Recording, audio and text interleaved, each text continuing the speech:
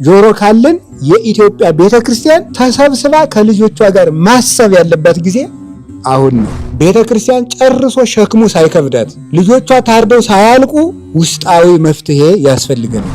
የቤተክርስቲያን መፍትሄ በልቤ ውስጥ እየወጣ እየወረደ እኔ ግን ያልተለወጥኩ ሰው በመሆኔ ደግሞ ደንግጬ ተዋለሁ። ክርስቲያን አሁን እየታረደ እያየን ነው።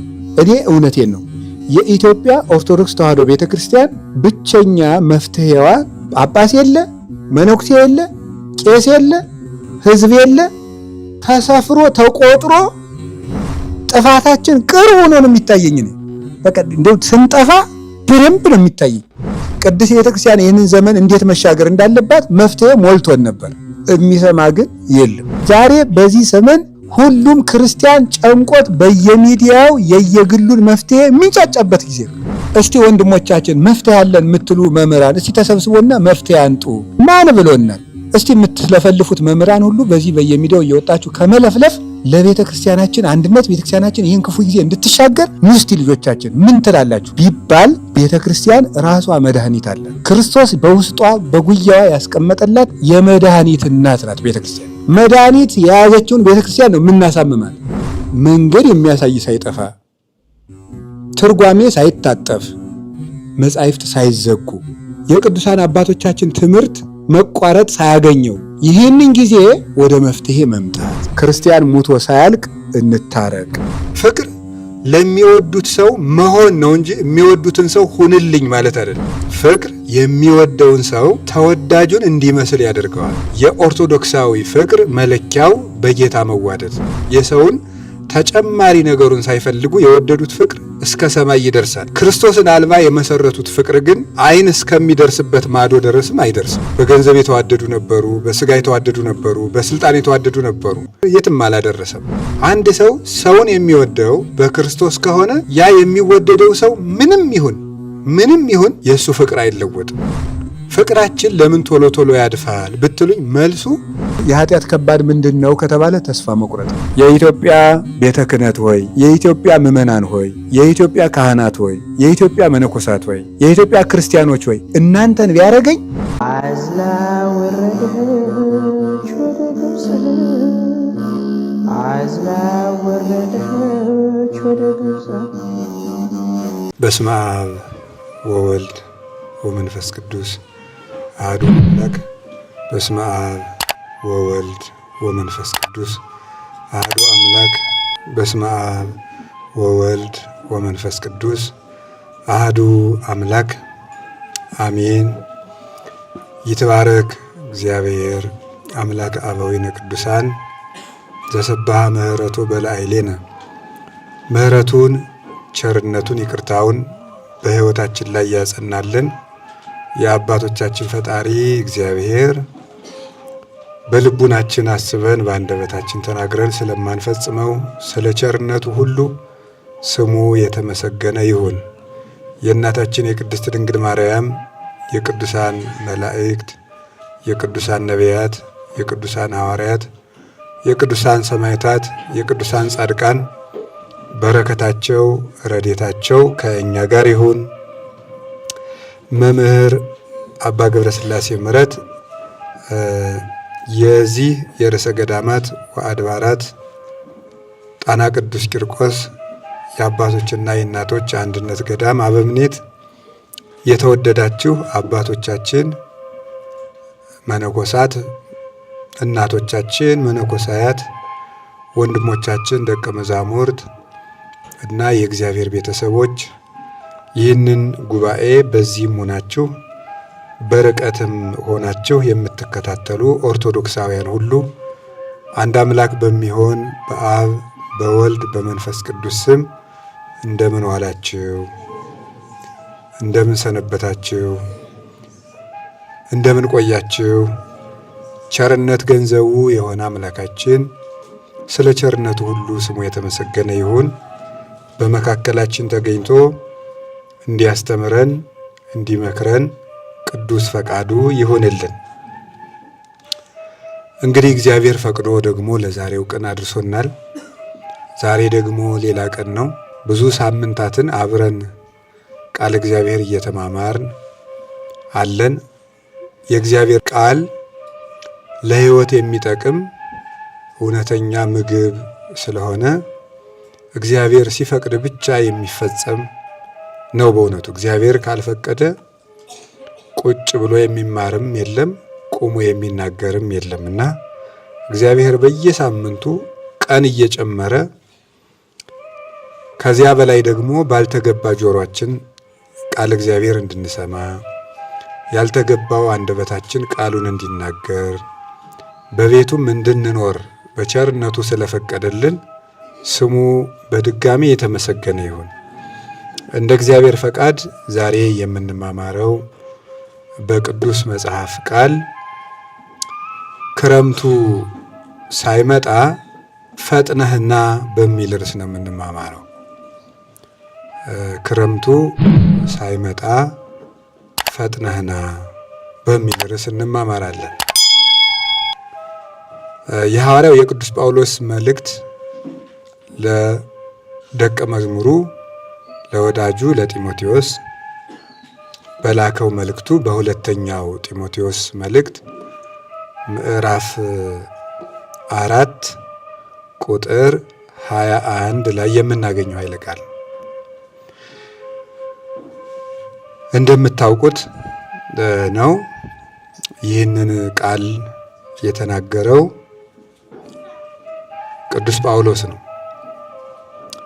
ስለዚህ ዛሬ እግዚአብሔር ቢረዳንና ፈቃዱ ሆኖ ባቆየን መጠን ስለ ክረምት መግባት በፊት ምን ማድረግ እንደሚገባን እንማማራለን። በኢትዮጵያ ኦርቶዶክስ ተዋሕዶ ቤተክርስቲያን አቆጣጠር ከ10 ቀን በኋላ ክረምት ይገባል። ከ10 ቀን በኋላ ክረምት ይገባል። 91 ቀን ክረምት ይባላል። 91 ቀን በጋ ይባላል። 91 ቀን ደግሞ ጸደይ እየተባለ መከር እየተባለ ይጠራል። ስለዚህ ዓመቱ 91 ቀን ከ15 ኬክሮስ ተከፍሎ 4 ከዋክብት ይመግባሉ። 4 መላእክት ደግሞ ተመድበው ይህንን ያስተዳድራሉ። እነዚህ ብቻ አይደለም፣ በጣም ብዙ መላእክት አብረው ይህንን ይመግባሉ።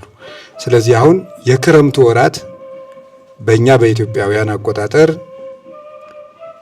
ከሰኔ 25 ጀምሮ ክረምቱ ገባ ተብሎ ይነገራል። ቅዱስ ያሬድ ነው ይህንን የከፈለው። ስለዚህ ከዚያ ጊዜ ጀምሮ ስለ ክረምት ነው የሚነገረው። እንግዲህ ከዛ በኋላ እስከ መስከረም 26 ድረስ የክረምት ነገር ይነገራል። በደመናው፣ በነጎድጓዱ፣ በመብረቁ፣ በዘሩ፣ በልምላሜው በዚያ ሁሉ ወንጌል ይሰበካል። አሁን እኔ ደግሞ ከግብአተ ክረምት በፊት ያለውን ክረምት ሳይገባ ያለውን እንድንማማርበት ስለፈለግኩ ነው። የክረምቱን ጊዜ ክረምት ላይ እንማማራለን። አሁን ክረምት ሳይገባ ፈጥነህ ና በሚል ርዕስ ክረምት ከመግባቱ በፊት ያለውን ጊዜ ምን ያሳስበናል? እንግዲህ አሁን እንዳልኳችሁ በኢትዮጵያ አቆጣጠር ክረምት ሊገባ 10 ቀን ቀረው። ስለዚህ አሁን ይቺ 10 ቀን ምን ታስተምረናለች ነው። ክረምቱ ክረምት ነው፣ በዛው እንማረዋለን። ግን ክረምት ሳይገባ በፊት ያለው ጊዜ ምን ያስተምረናል? እሷን ብቻ ነው በአጭር ጊዜ የምንማማረው። ይህንን የተናገረው እንደነገርኳችሁ ቅዱስ ጳውሎስ ነው። የነገረው ደግሞ ቅዱስ ጢሞቴዎስ ነው። ለደቀ መዝሙሩ ለጢሞቴዎስ ነው የጻፈለት። በጣም ከሁሉም ደቀ መዛሙርቱ ሁሉ ቅዱስ ጳውሎስ አጥብቆ የሚወደው ደቀ መዝሙሩ ነው። ያ የሆነበት ደግሞ እጅግ ቁም ነገረኛ፣ መንፈሳዊ፣ የልጅ አዋቂ፣ በሰውነቱ የማይነቀፍ ልቅም ያለ ንጹሕ የቤተ ክርስቲያን መምህርና ጳጳስ ስለነበረ አጥብቆ የወደው ነበር እና ለዚህ ነው በጌታ ለምወደው ልጄ ለጢሞቴዎስ ብሎ የሚጽፍለት። በዝምድና አልወደደውም፣ በገንዘብ አልወደደውም፣ በሀብት አልወደደውም እና በጌታ ለምወደው ብሎ የተናገረው ቃሉ ምን ያምር ይላል ቅዱስ ዮሐንስ አፈወርቅ። እንዲህ ብሎ መናገሩ ምን ያምር። ሰዎች በብዙ ነገር ይዋደዳሉና በጌታ ለምወደው ልጄ ለጢሞቴዎስ ብሎ ነው የሚጽፍለት መጀመሪያ። እና የኦርቶዶክሳዊ ፍቅር መለኪያው በጌታ መዋደድ ነው። በክርስቶስ መዋደድ እውነተኛ ፍቅር ይባላል። በሌላ የተመሰረተው ፍቅር ሁሉ ወንዝ አያሻግርም፣ መንገድ ላይ የሚቀር ነው። የሚዘልቀው ፍቅር በጌታ የተዋደዱት ፍቅር ነው። ክርስቶስን ማዕከል አድርገው የወደዱት የሰውን ተጨማሪ ነገሩን ሳይፈልጉ የወደዱት ፍቅር እስከ ሰማይ ይደርሳል። ክርስቶስን አልባ የመሰረቱት ፍቅር ግን ዓይን እስከሚደርስበት ማዶ ድረስም አይደርስም። በገንዘብ የተዋደዱ ነበሩ፣ በስጋ የተዋደዱ ነበሩ፣ በስልጣን የተዋደዱ ነበሩ። የሄሮድስና የጲላጦስ ፍቅርም ነበር፣ የትም አላደረሰም። ስለዚህ በጌታ ኃይል የምወደው ልጄ፣ ሰው መልኩን አይቶ ይወዳል፣ ሰው ሀብት አይቶ ይወዳል፣ ሰው ዕውቀት አይቶ ይወዳል፣ ሰው ዝና አይቶ ይወዳል፣ ሰው ገንዘብ አይቶ ይወዳል፣ ሰው ጥሩ ጸባይም አይቶ ይወዳል። ቅዱስ ጳውሎስ ግን በጌታ ለምወደው ልጄ ለጢሞቴዎስ በቃ በክርስቶስ ነው የወደደው። ጸባዩ እንኳን ቢከፋ ይወደዋል ማለት ነው። ያ ማለት ጸባዩ ቢከፋ እንኳን ይወደዋል። የሚወደው በክርስቶስ ስለሆነ አንድ ሰው ሰውን የሚወደው በክርስቶስ ከሆነ ያ የሚወደደው ሰው ምንም ይሁን የእሱ ፍቅር አይለወጥም። ምንድን ነው የሚለው? እስመ ፍቅር ይሬስዮ ለዘያፈቅር አምሳለ ዝኩ ዘይትፈቀር ይላል አረጋዊ መንፈሳዊ ሲናገር። እስመ ፍቅር ይሬስዮ ለዘያፈቅር አምሳለ ዝኩ ዘይትፈቀር። ፍቅር አለ የሚወድን ሰው ተወዳጁን እንዲመስል ያደርገዋል ይላል። ፍቅር የሚወደውን ሰው ተወዳጁን እንዲመስል ያደርገዋል።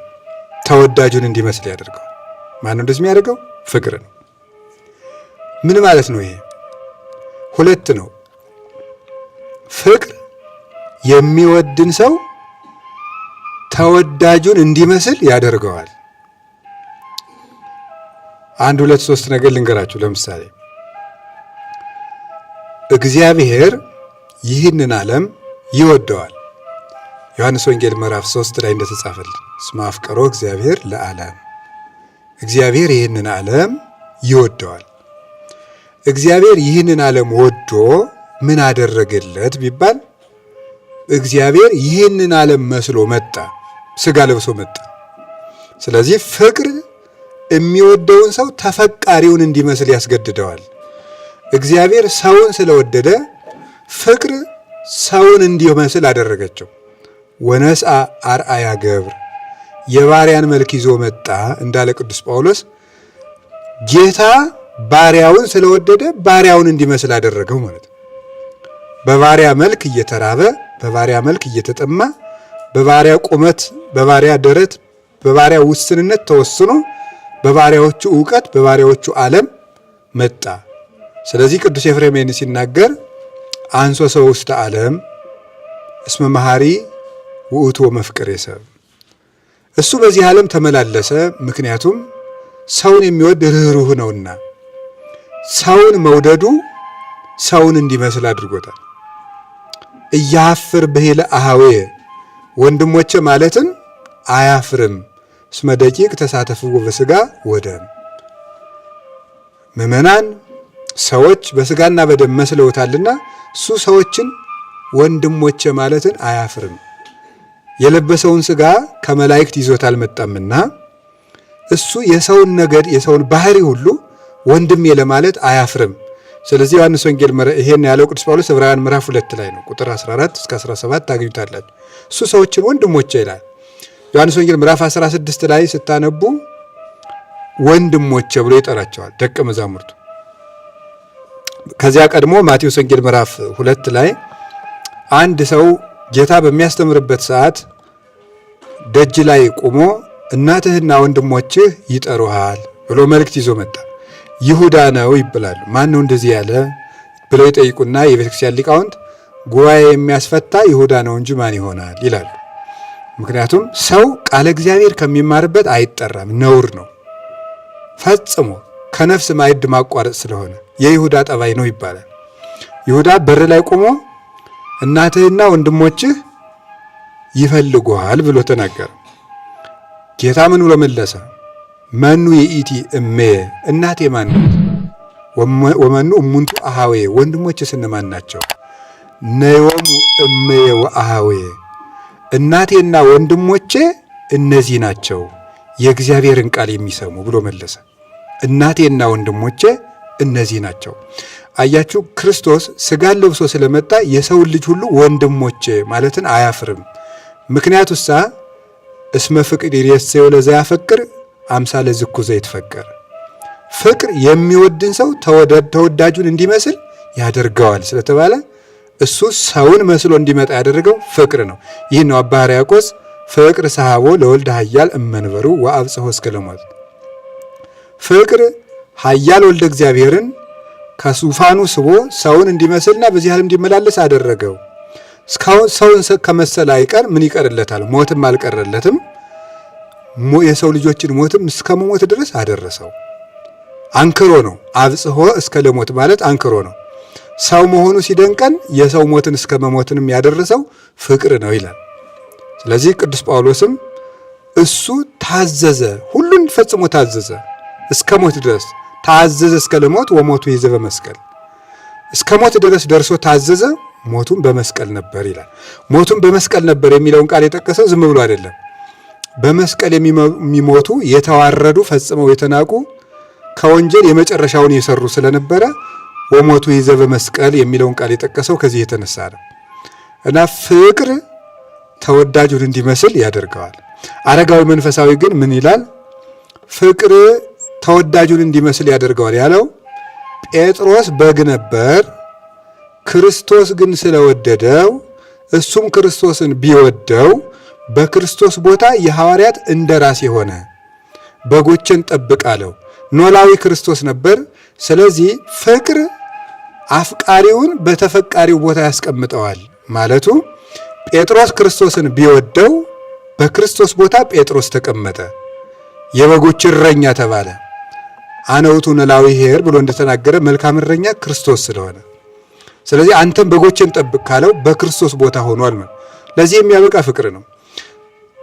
እግዚአብሔር ሰውን ቢወድ በሰው ቦታ መጣ። ሰው እግዚአብሔርን ቢወድ ደግሞ በእግዚአብሔር ቦታ ይሆናል ማለት በሱታፊ አምላክ እግዚአብሔርን ይመስላል። እንደ እግዚአብሔር ይሰወራል፣ እንደ እግዚአብሔር ሁሉን ያውቃል፣ እንደ እግዚአብሔር ይረቃል፣ እንደ እግዚአብሔር ከሰማይ በታች ያለውን ሁሉ ይገዛል፣ እንደ እግዚአብሔር ብሩህ ይሆናል፣ እንደ እግዚአብሔር የዘላለም ሕይወት ይኖረዋል፣ እንደ እግዚአብሔር በመዓዛ መለኮት የጣፈጠ ይሆናል። ይህ የፍቅር ጉልበቷ ነው። ቅዱስ ጳውሎስ በጣም ሰዎችን የሚወድ ስለነበረ ፍቅር የሚወድን ሰው የሚወደውን እንዲመስል ያደርጋል እንዳለው በጣም ክርስቲያኖችን የሚወድ ስለነበረ ስለ ወንጌል ሁሉን እሆናለሁ፣ ለታመሙት እንደታመመ ሰው ሆንኩላቸው፣ ለአይሁዳውያን እንዳይሁድ ሆንኩላቸው፣ እምነት ለሌላቸውም እምነት እንደሌለው ሆንኩላቸው ብሎ ይነገራል። ስለወደዳቸው ለሚወዳቸው ምዕመናን ሁሉን ነበር ይሆንላቸው። ሁሉን ፍቅር ለሚወዱት ሰው መሆን ነው እንጂ የሚወዱትን ሰው ሁንልኝ ማለት አይደለም። እንደሱ ነው ፍቅር ሲገባ ወደ ውስጥ ዛፉ የፍቅር ዛፍ ስሯን የተከለችበት ሰው ለሚወደው ሰው በመሆን ይደሰታል። ለዚህ ነው ቅዱስ ጳውሎስ ፍቅር ብቻዬን ይድላኝ አይልም ያለ። ለዚህ ነው ለራሱ ከቶ አያስብም። ሰውን የሚወድ ሰው ለሚወደው ሰው እንጂ ለራሱ አያስብም። ፍቅር የሌለው ሰው ደግሞ ሰውን እንደ ዕቃ ይቆጥሯል። ክርስቲያን ሰውን እንደ ዕቃ የሚቆጥር አይደለም። እንደ ዕቃ መቁጠር ማለት ዕቃን መጠቀሚያችን እናደርገዋለን። ማይረባ ሲሆን እንጥለዋለን። እኔ አንዳንድ የከተማ አህዮች ያሳዝኑኛል በእውነት። የገጠር አህዮች እንኳን ተመስገን ነው። እንደው ቢጫንም ተንከባክቦ ነው ገጠር ሰው አህያውን ከብቱን የሚሸኝ። የከተማ ፈረስና አህያ ግን ተጭኖ ተጭኖ ተጭኖ ተጭኖ በጋሪ አድርገው የሚጭኗቸውን አይታቸዋል። ቤት የሚያል ነገር ይጭኗቸውና መጫን ሲያቆሙ ሜዳ ላይ ይጥሏቸዋል። እና እኔ ሳያቸው ያሳዝኑኛል። እንደው ምጽድቅ እንዳይሆን እንጂ ይህንን ስትተብ ለሰው ባዘንክ ይላል። መቼም የኢትዮጵያ ሕዝብ ሙልጭ ያለ ፈሪሳዊ ነው። እውነት እንደው እግዚአብሔር በሚያውቀው ይቅር ይበለኝ መድኃኒዓለም። ሙልጭ አለ እንደው ፈሪሳዊ። አሁን እንደዚህ ሲል አቤት አቤት እንደው መጀመሪያ እንደው ለሚሞቱት ክርስቲያኖች ባዘንክ ምናምን እንደሚል አውቀዋለሁ። እና እንደው ምን ጉድ ፍጥረት እንደሆነን አላውቅም። የሆነ የጠጣነው ነገር ያለ ይመስለኛል ማለት ነው። ቶሎ ብለን የጽድቅ ጠበቆች እኛ ሆነን ቁጭ እንላለን። እና ሰው ከልቡ ካዘነን ያለ ማዘኔንና ማዘኔን ሰው በሰው ልብ መግባት አይችልም። ወይ በው ሰብ ውስተ ልብ ሙቅ፣ የሰው ልጅ ያለ ድርሻው ይላል ቅዱስ ዳዊት። በሰው ልብ ጥልቅ ብዬ ሁሉን እመረምራለሁ ይላል። ወይትሊአል እግዚአብሔር፣ እግዚአብሔር ግን የሰውን ልብ እመረምራለሁ የሚል ሰውን አጥፍቶ ከብሮ ገኖ ሲመለክ ይኖራል። ልብን መመርመር የእግዚአብሔር። ስለዚህ እነዚህ አህዮች ይገርማቸዋል፣ ያሳዝኑኛል። አይጣልም፣ ነውር ነው። ፈጽሞ አገልግለዋል። ተጡረው በአገለገሉት ቤት ምናልባትም ጋሪዎቹ በተሸከሙት ድንጋይ ሊሆን ይችላል ቤቱ የተሰራው። በዚያ ቤት ተጡረው መሸኘት አለባቸው። የእግዚአብሔር ፍጥሮች ናቸው። ልክ እንደዚያ ተጠቅሞ መጣል ነው። ኦርቶዶክሳዊ ሰው ጭንቅላቱ ሰውን ወደድኩ ብሎ የወደደውን ሰው እንደ አህያ ገጥቦ የሚጨርስ አይደለም። ለሚወደው ሰው የሚኖር ነው። እንደሱ ነው ኦርቶዶክሳዊ ሰው ማለት። እኛ ግን ሰውን ከወደድ ነው ምን እንዳለን፣ ብትወደኝማ እንዲህ ታረግልኝ ነበር፣ ብትወደኝማ እንዲህ አታረግብኝም ነበር፣ ብትወደኝማ እያለ መቀጠል። እንደዚህ ያለ ፍቅር የለም በእውነቱ። ፍቅር የራስን ድርሻ ያሳያል እንጂ የሰውን ድርሻ አያሳይም። እና ቅዱስ ጳውሎስ በጣም ፍጹም ፍቅርን እንደ ጨው የቀመሳት ተሸክሟትም የሚዞር የቅዱስ ጳውሎስ መሳሪያው ምንድን ነው ተብሎ ቢጠየቅ ፍቅር ነው።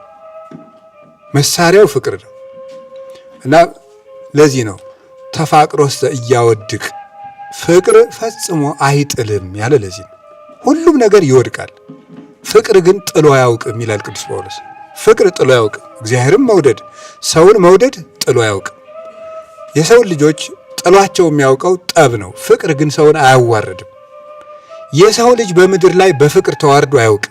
በፍቅር የገጠመው ውርደት እጥፍ ድርብ ክብር ነው የሚሆነው። በጣም ከከበሩት ክብር በፍቅር የተዋረዱት ውርደት የተሻለ ነው። እና ቅዱስ ጳውሎስ በጣም ሰውን የሚወድ ትሁት ስለሆነ በክርስቶስ የምወደው ልጅ። አንድን ክርስቲያን ሲወድ ቅዱስ ጳውሎስ የክርስቶስ አካል እንደመሆኑ እንጂ መጽደቅ ግዴታ ሆኖበት ሰው የሚወድ ሰው አልነበረም። ቅዱስ ጳውሎስ መጽደቅ ግዴታ ሆኖበት ሰው የሚወድ ሰው አለ። ይሄ ፍቅር አይባልም፣ ንግድ ነው። መጽደቅ ግዴታ ሆኖበት ማለት መቼስ ገሃነም እንዳይበላኝ ምን ይደረጋል፣ እንዴት እየሳቱ እንዳይበላኝ እንዴት አድርጌ ስጋው ደሙ ልቀበል ልታረቅ እንጂ ብሎ እያስጠላው የሚታረቅ ሰው አለ እንጂ እሱ አይደለም። አሁን እጁ እያስጠላው የሚወድ ሰው የለም። እውነት ይሄ እንኳን ቆስሎ የሸተተ ጣት እንኳን ቢኖረው እንደ በጣም በብዙ ቁስል እንደው ያን ቁስሉን ራሱ እኮ ይሄድ ምናምን ብሎ ሰው ቢሰድብበት አይወድም። አካሉ ነው ምንም ቢሆን ማለት እንደው የተበላሸ አካሉን እንኳን ሰው ሲሰዱበት ጣት ጥሩ ናት ሲሉን ነው ደስ የሚለው። የተበላሸ ጣቱን እንኳን ቢሆን አይኑ ጠፍቶ እዚህ ላይ እዥ እየፈሰሰው እንኳን እንደው አይንህ ጥሩ ነው ቢሉን ነው ደስ የሚለው። አካሉ ስለሆነ ነው። ጭንቅላቱ እኮ የታመመ እንደሆነ ያውቀዋል። ቅዱስ ጳውሎስ በኃጢአት የተዋረደን ሰው እንኳን የሚያዝንለት የክርስቶስ አካል እንደመሆኑ ነው። መጽደቂያ ሆኖበት የሚያገለግል አይደለም ቅዱስ ጳውሎስ። በቃ እግዚአብሔር ይቀጣኛል ብሎ የሚሮጥ አይደለም። የሚሮጠው ፍቅር ግዴታ ሆኖበት ነው። እንዴት ያለ ሰው እንደሆነ ቅዱስ ጳውሎስ በጣም ነው የሚገርመው። ወንጌልን ባልሰብክ ወዮልኝ ይላል። ወንጌልን ባልሰብክ ወዮልኝ የሚለው አይ ካልሰበኩ ክርስቶስ ጥሩ አድርጋ አልሰበክም ብሎ ይቀጣኛል ብሎ አይደለም። ፍቅር ነው ወዮልኝ የሚያስብለው። እኔ በጣም የሚገርመኝ አይሁድ የሚድኑ ቢሆን እኔ ከክርስቶስ እንኳን ተለይቼ የተረገምኩ እስከሆን ድረስ ክርስቶስን እለምነዋለሁ። እኔ ቀርቶብኝ አይሁድ እንኳን መንግስተ ሰማያት ቢገቡ ያን አደርገዋለሁ ይላል። ምክንያቱም ፍቅር ራስን አያሳስብምና እንደዛ ነው የሚያደርገው ቅዱስ ጳውሎስ። እና በክርስቶስ የምወደው ልጄ ያለው ጢሞቴዎስን ለዚህ ነው። ፍቅራችን ለምን ቶሎ ቶሎ ያድፋል ብትሉኝ መልሱ በክርስቶስ ስለማንዋደድ ነው። በክርስቶስ የሚዋደዱት ፍቅር ምንም አይጥለውም፣ ምንም አይጥለውም። ሁልጊዜ ያፈራል፣ ጠብ አይጥለውም። ማይ ብዙ እይክል አጥፎታ ለፍቅር ወአፍላግኒ እያንቀለቅልዋ ወአፍላጋትን እያንቀለቅልዋ መኃልየ ምዕራፍ 8 ቁጥር 7 ላይ የወንዞች ብዛት የፈሳሾች ብዛት ፍቅርን አያናውጻትም። የወንዝ ማይበል የተባለ የሰው ልጆች ኃጢአት የሐሳብ ብዛት ነው፣ ግፍ፣ ይሄ ሁሉ ነው፣ አይናወጽም። እና አንዳንድ ጊዜ እንደው በሰው የማይቀየም ልብ እንዴት ሊኖረኝ ይችላል ብለን ብንጠይቅ መልሱ ሰዎችን በክርስቶስ መውደድ ነው። እንደዛ ከሆነ ሁልጊዜም ቢሆን አንቀየም። በክርስቶስ መውደድ ማለት የክርስቶስ አካል አድርጎ ማየት ነው። ዝም ብሎ እንደ ጎረቤት፣ እንደ ሰው፣ እንደ ጓደኛ እንደሆነ በምድር ላይ እንደሚመላለስ ፍጡር ከቆጠር ነው ሲያበሽቀን ይበሽቀናል። የክርስቶስ አካል አድርገን ከቆጠር ነው ግን እናዝንለታለን። የከፋ እንኳን ሆኖ ብናየው እናዝንለታለን ቢጠም እንኳን። ስለዚህ ቅዱስ ጳውሎስ ለዛን እንደዛ የሚለው እንደምታውቁት ደጋግሜ ይህን ምሳሌ እጠቀመዋለሁ ሁልጊዜም። ከአካል ክፍላችን አንዱ ቢቆስል፣ የኔ ምሳሌ አይደለም በእርግጥ የቅዱስ ዮሐንስ አፈወርቅ ነው። ከአካል ክፍላችን አንዱ ቢቆስል ይበልጥ የምንጠነቀቅለት ለዚያ ለቆሰለው አካል ነው። በደንብ አድርጌ በደንብ አሁን ልተኛ ብል እንደዚህ ተጠንቅቄ የምተኛው ለታመመ ወጣቴ ነው። ደህናውን እንደዚህ ሁላ ልጫነው እችላለሁ። የታመመውን ግን እንዲያርጌ እንደዚህች አርጌ ደረቴ ላይ ይዤው ላድር እችላለሁ፣ ቁስሉን እንዳልጫነው። ለምን? ስለታመመ። ለከፋው ወንድምህ የበለጠ እንክብካቤ አድርግለት ይላል ቅዱስ ዮሐንስ አፈወርቅ። የበለጠ ለታመመው አካል እንክብካቤ እንደምታደርግለት ያ ወንድም የክርስቶስ ነው፣ የክርስቶስ አካል ነው ይላል። እና ቅዱስ ጳውሎስ በክርስቶስ ለምወደው ልጄ ለጢሞቴዎስ ያለው ምን ያምር ያለው ቅዱስ ዮሐንስ አፈወርቅ ለዚህ ነው። ምን ያምር የቅዱስ ጳውሎስ ጋር መምህራን ደቀ መዛሙርታቸውን ብዙ አንድ የተለመደ ነገር አለና ብዙ ቢወልዱ አመሉን አይቶ አንዱን ይወዱ እንዲሉ ይላሉና መምህራን ደቀ መዛሙርታቸውን የሚወዱ አመለ ሸጋውን አይተው ነው። ቅዱስ ጳውሎስ ግን እንደዛ የሚያደርግ አይደለም። በክርስቶስ ሁሉን ይወዳል። ቀንና ሌሊት አለ በቀንና በሌሊት በእንባዬ እያሰብኩ ደስ ይለኛል ይላል ቅዱስ ጳውሎስ። እንዲህ አድርጎ የሚወደው ደቀ መዝሙሩ ነበር። የምርም ደግሞ ቁም ነገረኛ ነበር። ከተጋድለው ብዛት የተነሳ ያለ ዕድሜው ከፍተኛ የሆነ የልብ ጉዳት ያገኘውና የታመመ ሰው ነበር ጢሞቴዎስ። እና በዚያ ቁም ነገሩ የሚያውቀው ነው።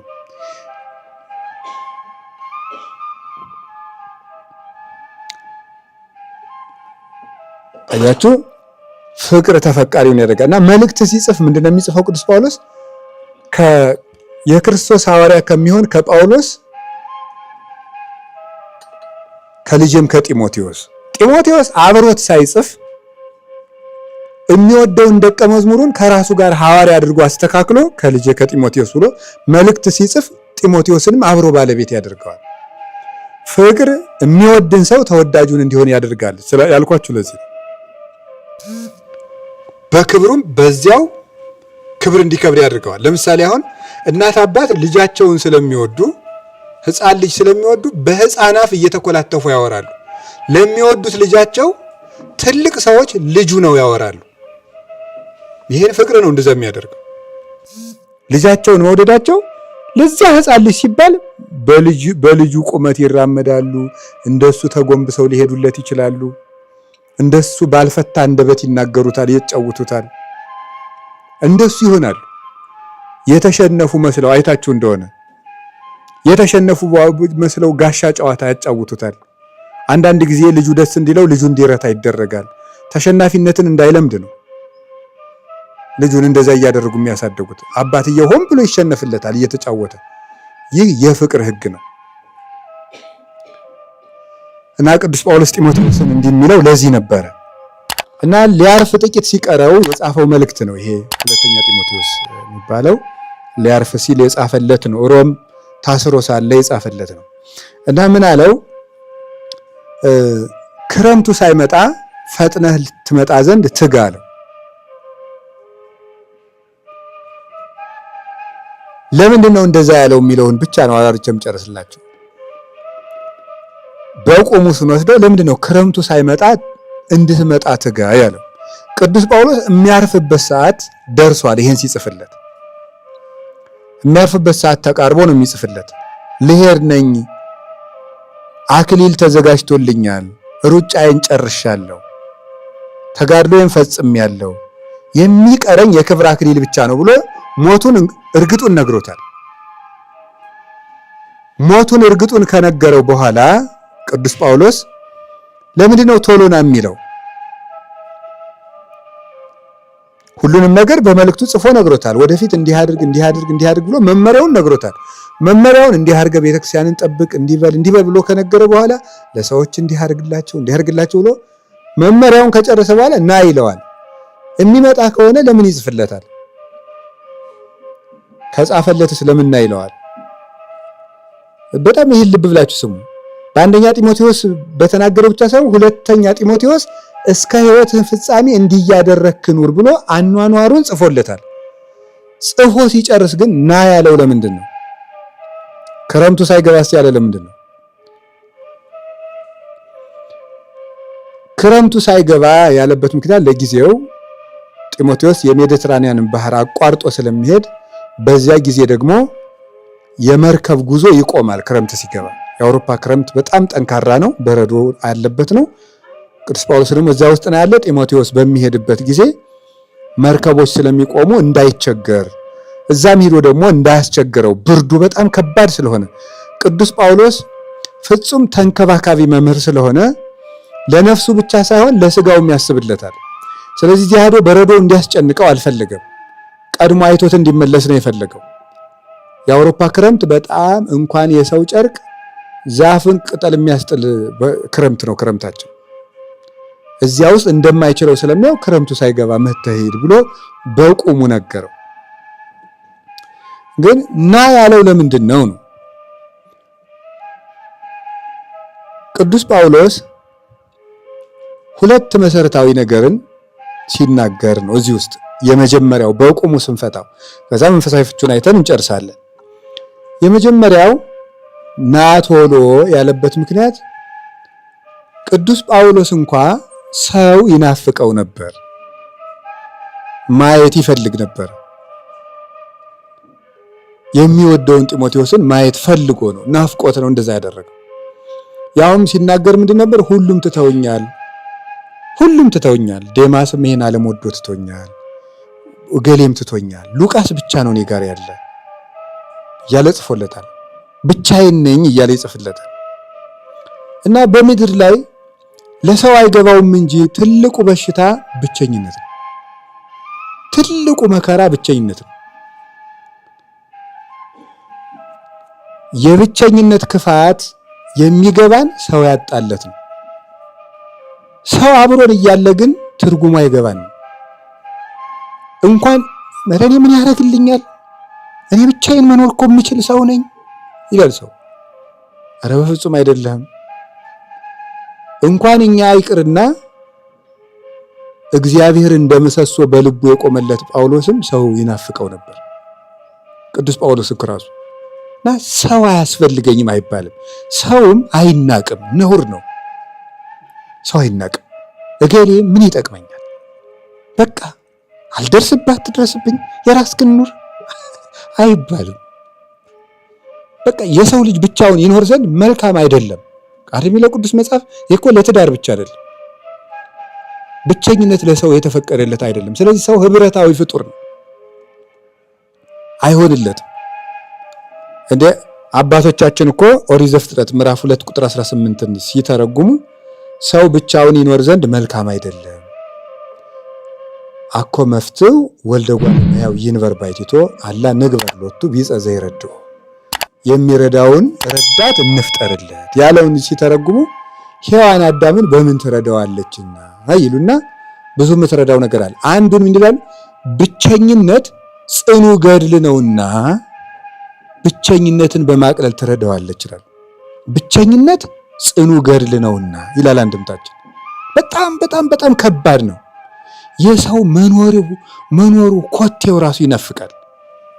አንዳንድ ጊዜ በሌላ ቀን ማስታወቃለሁ አውሎ ነፋስ በቃ ኃይለኛ ዝናብና መብረቅ የቀላቀለ ዝናብ ባደረ ቀን ማለዳ ሰው መስማት ይናፍቃል። ደህና አደራችሁ ደህና ዋላችሁ ሲል የሰው ድምፁ ይናፍቃል። እና የገጠር ሰው ብሎ ፍቅሩን የሚረዳው ሲያጣ የሰው ያለ ያሰኝህ ነው። ሰው በጣም ትልቅ ውድ ስጦታ ነው። በአጠቃላይ ሰው ዓይን ይኑረው እግር ይኑረው አይኑረው ሰው መቼ እንደሚጠቅም አይታወቅም። እኔ ተመስገን በቃ ማንም አያስፈልገኝ እንደው ወይ ጉድ።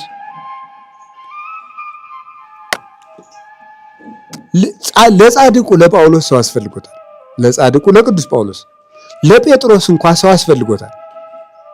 ቅዱስ ጴጥሮስ ታስሮ ሳለ ያስፈቱት ምዕመናን ናቸው በጸሎት። እነሱ ምህላ ይዘው ነው መልአኩ ቅዱስ ሚካኤል ሄዶ ከታሰረበት አውጥቶ ከምህላቸው ላይ ያደረሰው። ለቅዱስ ጴጥሮስ እንኳን የምዕመናን ጸሎት አስፈልጎታል። ራሱ ጌታችን ኢየሱስ ክርስቶስ ለመረጠው ለቅዱስ ጴጥሮስ እንኳን ሰው ያስፈልገው ነበር። እኔ ብቻዬን በቃ ለራሴ በቃለሁ አይባልም ፈጽሞ። እገሌ አይረባኝም እሱ ሸክሙ ነው የሚብሰኝ አይባልም፣ በፍጹም አይባልም። ወገኖች በአፍ ጥሩ ይበሉበታል እንጂ አሉ ጦር አይናገሩበትም። ሰው ያስፈልጋል። እንዲሁም ጥሩ የገጠር አባቶች ሲጸልዩ እነሱ መቼም እውነቴ ነው እንዲሁ ከኛ ምጽድቅ የነሱ የልብ ጽድቅ ይሻላል እና የሰው መውደዱን የቀና መንገዱን ስጠኝ ይላሉ። እውነታቸውን እኮ ነው። የሰው መውደድ የቀና መንገድ ስጠኝ። በጫካ ከሄዳ ወይ ይበላዋል፣ ጋሬጣ ይግጠዋል፣ ገደል ይገባል። የሰው መውደድ የቀና መንገድ ስጠኝ ይላል። ስለዚህ ሰውን እንደሚያስፈልገን ማመን መጠቀሚያ አናደርገውም እንጂ ያለ ሰው ግን መኖር አንችልም። ሰው ያስፈልገናል እና ለሰው ትልቅ ክብር እንዲኖረን ድነታችን ራሱ በኦርቶዶክስ ብቻችን የምንፈጽመው አይደለም፣ በህብረት የሚፈጸም ነው። ማርያም ግብፃዊት የተባለች እናት ከክፉ ኃጢአት ተመለሳ በበረሃ ውስጥ ስትጋደል ከመሬት 1 ክንድ ከፍ ብላ እስከ መጸለይ ደርሳ ግን እግዚአብሔር ለዚያ ማዕረግ በቅታ እንኳን ያለ ቅዱስ ዞሲማስ እንድትጸድቅ አላደረጋት። ቅዱስ ዞሲማስ ሄዶ ስጋው ደሙን አቀብሏታል። አሁን እሷ ሰው አያስፈልገኝም ማለት ትችላለች? በፍጹም። ጌታን ላዩት ራሱ ሰው ያስፈልጋቸዋል። ክርስቶስን ላዩት እንኳን ሰው ያስፈልጋቸዋል። ይሄው እንዳልኳችሁ እኮ ነው። ቅዱስ ጳውሎስን ራሱ የጠራው መምህር ሳይሆን ራሱ ክርስቶስ ነው። የሐዋርያት ሥራ ምዕራፍ 9 ላይ በደማስቆ መንገድ ላይ ሲሄድ ጌታ ነው ለምን ታሳድደኛለህ? ማን አንተ? እኔ የናዝሬቱ ኢየሱስ ክርስቶስ ነኝ። አሁን ጌታን አየው፣ ጌታን ሰማው። ከዛ በኋላ ምንድን ያደረገ? ምን ላድርግ ጌታ ሆይ ሲለው ሂድ ሐናንያ የሚባል ነብይ አለ፣ እሱ ስላንተ ይጸልይልሃል፣ የምታደርገውንም ይነግርሃል። ጌታን አግኝቼዋለሁና ሰው አያስፈልገኝም ቢባል እንኳን ጳውሎስ እንኳን ይል ነበር። ቅዱስ ጳውሎስ እንኳን እሱ እንኳን ወደ ሰው ነው የተላከው። ለመንግስተ ሰማያት እንኳን ያለ ሰው መዳን አንችልም። እውነት ለመናገር ከክርስቶስ የሚያደርሰን ሰው ያስፈልገናል። ያለ ሰው የሚሆን ነገር አይደለም። ክርስቶስ ይህንን ዓለም ለማዳን ወደዚህ ዓለም መጣ። ግን ዓለምን ወደ ራሱ የጠራው ግን በሰው ነው።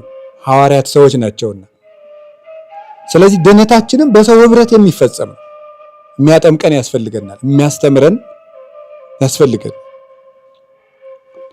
ማመን ከመስማትም ባልሰሙትስ እንዴት ያምናሉ ይላል ቅዱስ ጳውሎስ። አሚንሰ እምሰሚ ውእቱ። ማመን ከመስማት ነው፣ ያልሰሙትንስ እንዴት ያምኑታል ይላል። ስለዚህ የሚያስተምረን ያስፈልገን። ባንማር አንጠመቅም፣ ባንጠመቅ አንቆርብም፣ ባንቆርብ አንጸድቅም። የሚያድነን ክርስቶስ ቢሆን ግን ድነታችን ግን በህብረት የሚፈጸም ነው። ለብቻ የሚሆን ድነት የለም።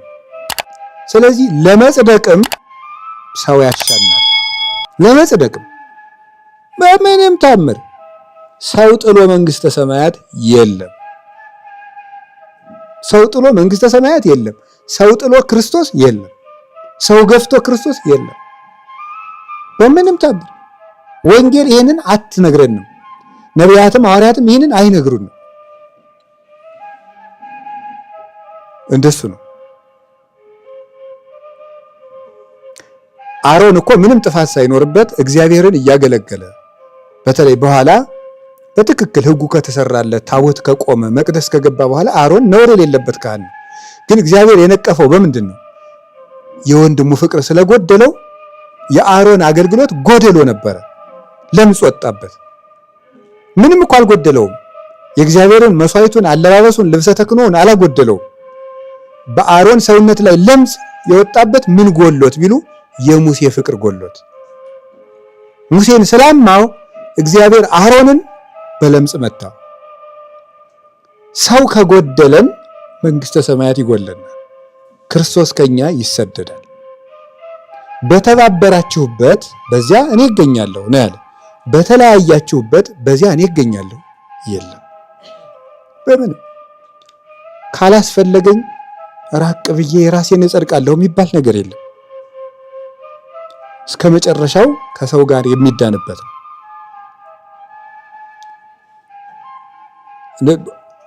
ኖህን እንደምታውቁት ወደ መርከብ ሲገባ ምንና ምን ነው ይዞ የገባው? ልጆቹንና እንስሳትን። እነዚያ ኖህ መርከብ ውስጥ የገቡት እንስሳት ምኖች ናቸው? ወደ ቤተ ክርስቲያን ስትገቡ ነው አመሉ እንስሳ የሆነን ሰው እንኳን ሳይቀር ማምጣት አለባችሁ። ሰብስብ ያለው ለዛ እኮ ነው። ወደ ቤተ ክርስቲያን አመሉ እንስሳ የሆነ ሰው፣ አውሬ የሆነ ሰው ማምጣት አለብን። ወይም ደግሞ ምን ማለት ነው? ክርስቶስ እንደዚህ አይነት ሰዎችንም ቢሆን ችሎ ይኖላል በመቅደስ ውስጥ። እንደ አራዊት እንደ እንስሳ ይሆን እነዚህ አብረው ይኖራሉ። አይ ጌታ ሆይ እንክርዳዱን አጥፍተህ ስንዴውን ብቻ በመቅደስ አኖርልን፣ ክፉ አባቶችን ነቃቅለህ ደጋግ አባቶችን ብቻ ስጠን፣ ክፉዎችን አባቶች ነቃቅለህ አጥፋቸው፣ አውሬውን አስወጣው፣ እባቡን አስወጣው፣ ጥንቸሉን አስወጣው፣ ዝንጀሮውን አስወጣው፣ ቀበሮውን አስወጣው፣ ኖህ ብቻ ይኑርልን፣ የእሱ ልጆች ብቻ በመርከቡ ይኑርልን አይባልም። አንችልም። ክርስቶስ በቤተ ክርስቲያኑ አራዊትንም እንስሳትንም ሰብስቦ ይኖራል። ያን ያደርጋል። የእግዚአብሔር ቸርነት ነው ይህን የሚያደርገው። በማንም ላይ የመፍረድ ስልጣን የለንም። የምንፈርድበት ሞራልም የለንም። ሁላችንም ታማሚዎች ነንና ቀኝ አይኑ የታመመበት ሰው ግራ አይኑ በታመመ ሰው ሊስቅ አይችልም። ምንም ሁሉም ያው ከእግር እስከ ራስ ድረስ ያልታመመ የለም ብሏል ኢሳይያስ። አንዱ ጨጓራ ቢያመው አንዱ ልብ ህመም ቢያመው ማን በማን ይስቃል? ህመም የኃጢአት ልዩነት ነው እንጂ ያልታመመ የለም። ስለዚህ ሰው ያስፈልገናል። እገሌ ክፉ ነው አያስፈልገንም፣ እገሌን አያሳየኝ አይባልም። ዘመዶች ቁርባንም፣ ጸሎትም፣ ምንኩስናም፣ ቆብም፣ ቀሚስም፣ መቁጠሪያም፣ ምጽዋትም፣ ማህበር መጠጣትም፣ ተክሊል ማግባትም፣ ቅስናም፣ ጵጵስናም ሰው ጥሎ መንግስተ ሰማያት የለም እና ሰው የሚናፈቅ ፍጡር ነው። ሰው የሚያስጠላው ሰው ክርስቶስን የሚጠላ ሰው ነው። ለዚህ ነው መተህ እንድታይ ሳልሞት ልይህ። እኔ እውነት ቅዱስ ጳውሎስ በጣም ነው የሚገርመው እኮ እንዴ! ምንድነው ያለ? ፊልጵስዩስ መልእክቱ ምዕራፍ 1 ላይ ልሄድ ከክርስቶስ ጋር ልኖር እናፍቃለሁ አለ። ምን እንደምመርጥ አላውቅም፣ ወደ ጌታዬ መሄድ እፈልጋለሁ። ብኖርም ደግሞ ከዚህ መልካም ነው፣ ለእኔ ሕይወት ማለት ክርስቶስ ነው፣ በሱ ከሆነ ሞትም ቢሆን ጥቅም ነው አለና ወደ ክርስቶስ ልሄድ እናፍቃለሁ ያለው ሰው ቅዱስ ጳውሎስ መሞቻው እንደደረሰ እያወቀ ወደ ክርስቶስ ሊሄድ ሲል እንዴት ጢሞቴዎስ ይናፍቀዋል? ልቡ በጣም ሰው የሚወድ ክርስቶስን የሚመስል ፍጹም አፍቃሪ ልብ ያለው ሰው ስለሆነ ነው ቅዱስ ጳውሎስ። እንዴት ወደ ክርስቶስ እየሄደ ሰው ይናፍቀዋል? ለካማ ወደ ክርስቶስ የቀረበ ሰው ነው ሰው የሚናፍቀው። ሰው የሚያስጠላ ሰው ደግሞ አጋንንት የቀረቡት ሰው ነው።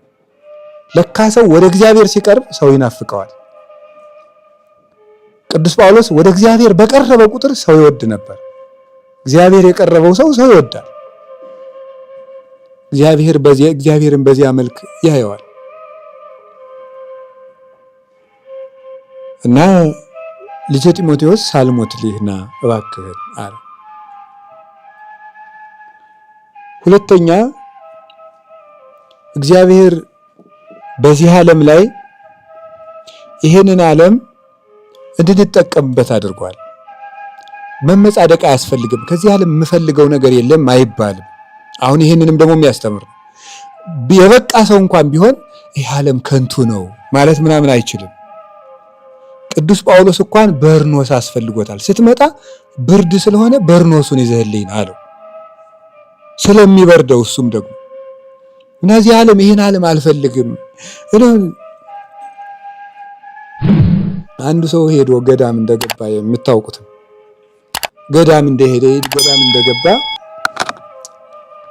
አባቶች ሌት ተነስተው ወደ ስራ ሲሄዱ እሱ ገብቶ ምንድነው እንዴ እናንተ ይሄን ያህል ስጋውያን ናችሁ እንዴት እንዴ እርሻ ቁፋሮ ይሄንን ያዛችሁት? ይሄማ ባለ ትዳሮች ሲሰሩት የለ ደግሞ ለጸሎት ነው እንጂ ለመነኩሴ ደግሞ እርሻ አለ። ይቅር ይበሉን አባታችን። እሺ በሉ አባታችን ቤት አንጥፉላቸው፣ መጽሐፍ ስጧቸው። መጽሐፍ ሰጧቸው። ምን አደረጉ? ከዚያ በኋላ አይ እንግዲህ ምሳ ሲደርስ የመቁኑ ሰዓት ሲደርስ እንዳትደውሉ ብላችሁ በምስጢር ተሰብስባችሁ ተቆነኑ ተባለ። በምስጢር ተሰበሰበና ሁሉም ተቆነነ።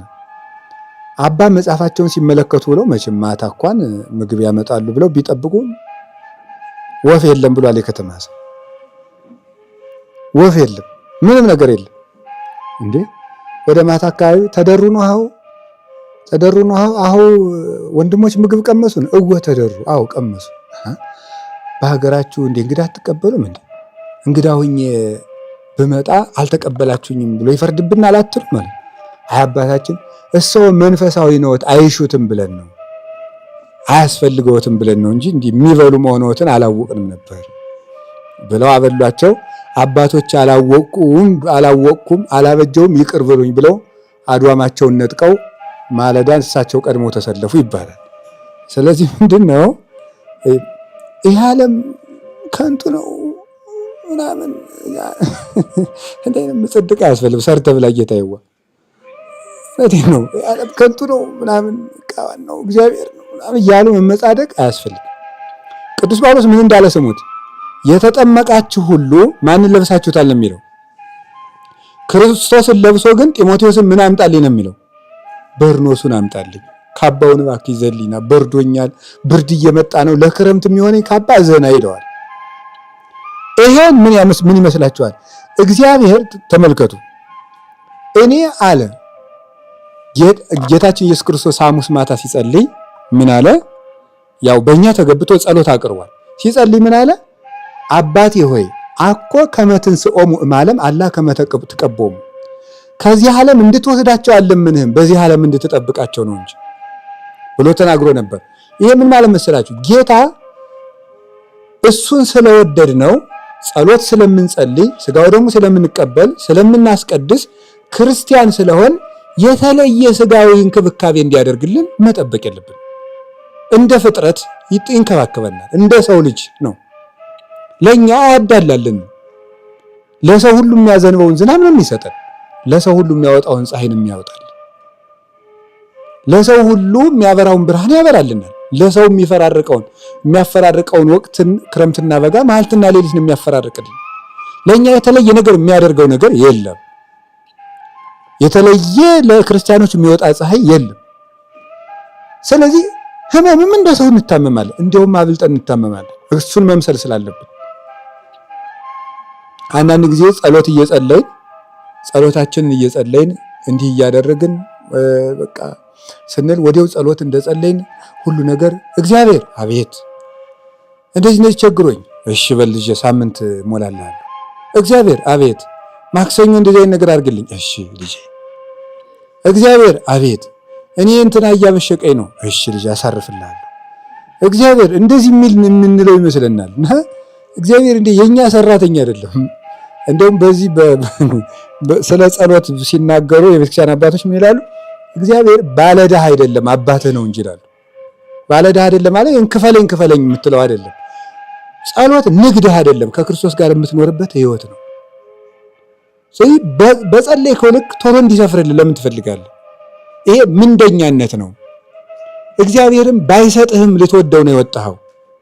ጤና ቢሰጥህ ልትወደው ሳይሆን ቢያምህም ልትወደው፣ ስትመሰገን ልትወደው ሳይሆን ስትዋረድም ልትወደው ነው የወጣኸው። የነገረን ይሄን።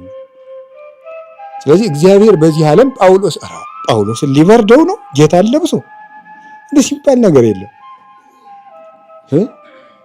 እንደዚህ ያለች ነው የተባለው። አንድም ማሆይ ገዳም ገብተው ዕለቱን የገቡለት ነው አሉ።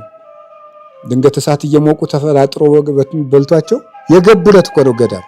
እሳት ሙቁ ብለው ትተዋቸው ሌሎች ነባር እናቶች ሊጸልዩ ሲሄዱ እሳቸውም ልጆ እሳት እየሞቁ ፍንጥር ብሎ ይፈጃቸዋል። እናንተ እኛን ጣድቃኖቹን እንዲህ ያደረገ ኃጣንንማ እንዲህ ሊያረጋቸው ነው አሉ። እንዴ ዕለቱን የገቡለት እኮ ነው። እናቴ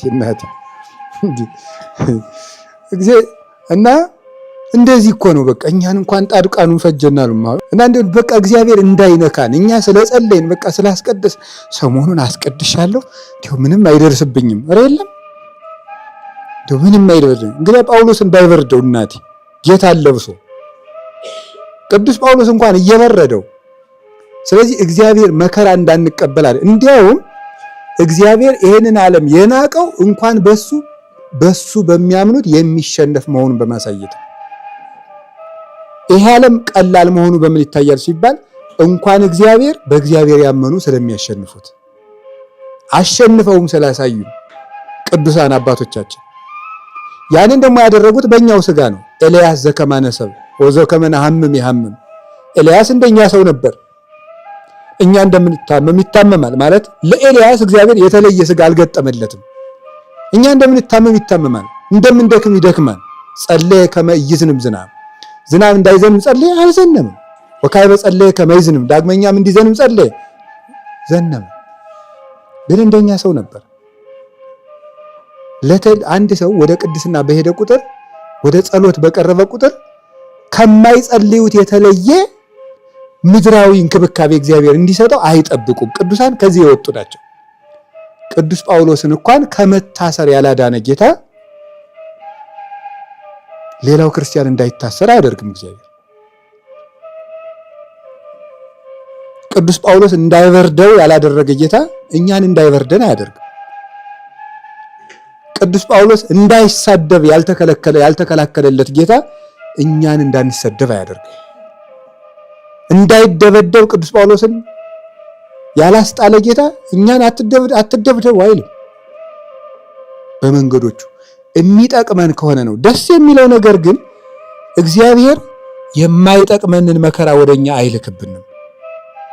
እግዚአብሔር በመከራ ጉዳይ ላይ አስተምህሮ ይሄ ነው። ስለ እግዚአብሔር የሚነገር ባይገባንም እንኳን ባንረዳውም እንኳን ለጊዜው ቢመረንም እንኳን እግዚአብሔር ግን የማይጠቅመንን መከራ ወደኛ አይልክም።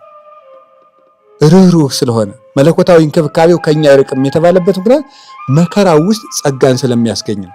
ክፉ ነገርን ወደ በጎ ዕድል ስለሚለውጥልን ይህ እግዚአብሔር አሰራር። እግዚአብሔር በአውሎና በእሳት መካከል መንገድ አለው የተባለም ለዚህ ነው። እና ልጄ መተኸኝ ያለው ለዚህ ነው።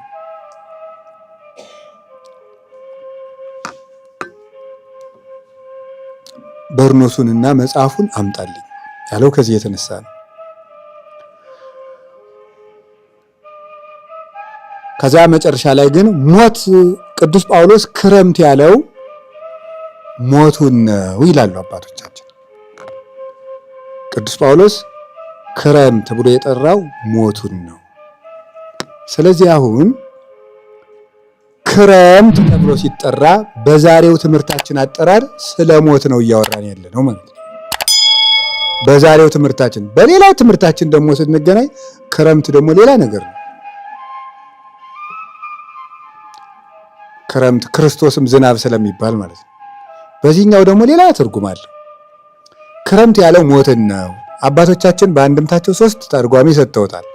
ሌሎች አባቶች ደግሞ ሌላ ትርጉም ጨምረውበታል። አንደኛው ክረምት ብሎ የጠራው ሞትን ለምንድን ነው ሲባል አባቶቻችን ክረምት ታች ውሃ ነው ላይ ውሃ ነው አያስተያይም፣ ሳንሞት እንተያይ ማለቱ ነው ጳውሎስ ይላል። ክረምት ላይ ውሃ ነው ታች ውሃ ነው አያስተያይም፣ ሳንሞት እንተያይ ነው። እውነቴን ነው። አሁን እኔ የሚገርመኝ ነገር በኢትዮጵያ የለመድነው ነገር ሰው ሲሞት ማልቀስ ለምዶብናል። ብንለፈልፍ ግን ሌላውን የሚሰማ የለም። ሰው ሲሞት ማልቀስ ግን ጌታው እያልን ማልቀስ እናውቅበታለን። እንደው ካብለለለ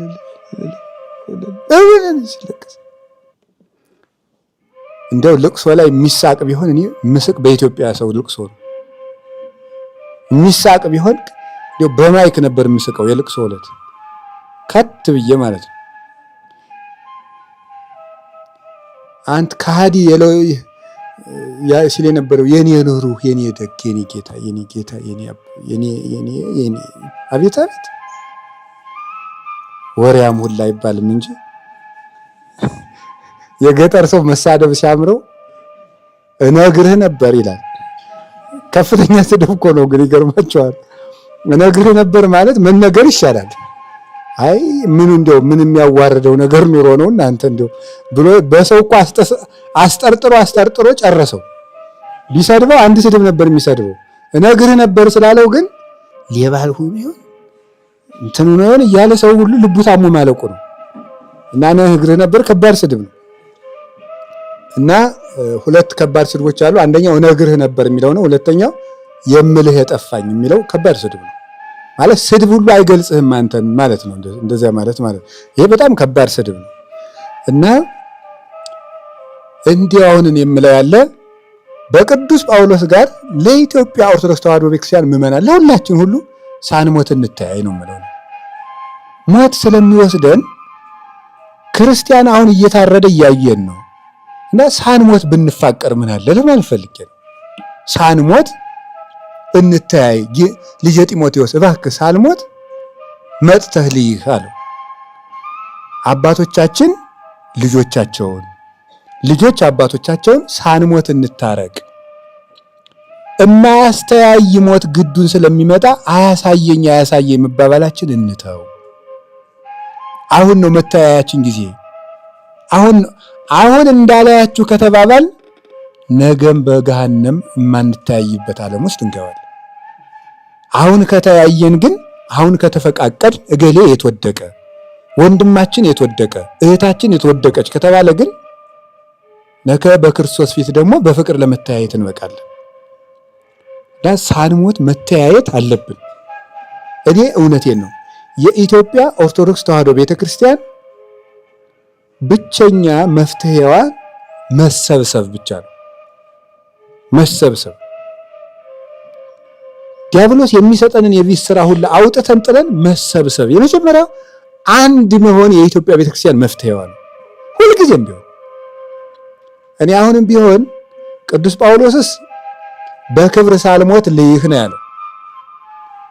እኛ ደግሞ ተበልተን ሳናልቅ ሳንሞት ብንገናኝ ጥሩ ነው። እማያገናኝ ሞት ስላለ ሞት መጋረጃ ነው። ክረምት አያተያይም፣ ውሃው ይሞላል። በቃ ማዶ ለማዶ ሆኖ መክረም ነው እስከ መስከረም። አሁንም የማያተያየን ሞት ስለሚመጣ ወንድሞቻችን እህቶቻችን ጋር መፋቀር፣ ቤተ ክህነት እንደ ቤተ ክህነት፣ እኔ አንተን ቢያረገኝ ይላል አንዳንድ ሰው ምክር፣ እኔ አንተን ቢያረገኝ እንዲህ ያረግ ነበር እንደሚባለው እኔ አሁን አንድ ሰው በቃ እኔ ያልሆንና ሌላ ሰው የሆነ ሰው እየመከረን አድርጋችሁ ቁጠሩ። አሁን ቅዱስ ጳውሎስ እየመከረ እንደሆነ እንደሚመክረን አስቡ። የኢትዮጵያ ቤተ ክህነት ሆይ፣ የኢትዮጵያ ምዕመናን ሆይ፣ የኢትዮጵያ ካህናት ሆይ፣ የኢትዮጵያ መነኮሳት ሆይ፣ የኢትዮጵያ ክርስቲያኖች ሆይ እናንተን ቢያረገኝ አሁን ተሰብስቤ አንድ ሆን ነበር ነው የሚለን ቅዱስ ጳውሎስ። ቢያንስ እንደው ኑረን መፋቀር እንኳን ቢያቅተን እየሞትን መታረቅ እንዴት ያቅተን? ሰው እየታረደ ሰው እየሞተ ዘብዛባ ሁላ እኮ ነን። እንደው በእውነቱ እንደው ዝብዝብ ያልን እንደው ምን እላችኋለሁ? ለምን መሰላችሁ ዘብዛባ ያልኩት? ትልልቅ የቤተ ክርስቲያን አጀንዳ እያለ ሰደብከኝ እንትን አልከኝ እንደው ምን ይሉታል? አሁን ይሄን ተከናንበብኝ አልፈ ነበረ። ሰው እየሞተ ማለት ነው። ሰው ሞተ፣ የክርስቶስ አካል ሞተ ብን ማን ይሰማል? አንዳንዳችንን እንደ ቀበሮ ነጥቆ ሲጨርሰን ይዘ ጊዜ ይገባናል። አሁን እኔ የምለው ቅዱስ ጳውሎስ ወደ ክብር እየሄደ ነው። እኛ ግን አሁን እኔ እንደው እግዚአብሔር በሚያውቀው እንደው በረከታቸው ይድረሰንና የኔታ ጥበቡ ወላዳ ይላፍ መልአከ ምሕረት የኔታ ጥበቡ አንድ ያሉት ነገር አለ። ገበሬዎች ተሰብስበው ዝናብ አልዘንምልን አለ የኔታ ሲሏቸው ምንድን ነው ያሉ? ገበሬውን በሙሉ አስታርቁትና ይዘንብላችኋል አሉ። አስታረቁ፣ ዘነበላቸው። ታረቁ። ሲታረቁ አለ ገበሬው በሙሉ። አሁን ታውቃላችሁ ሰኔ ወር በብፁዕ ቅዱስ አቡነ ማትያስ አማካይነት በፓትርያርካችን ምህላ ታውጇል።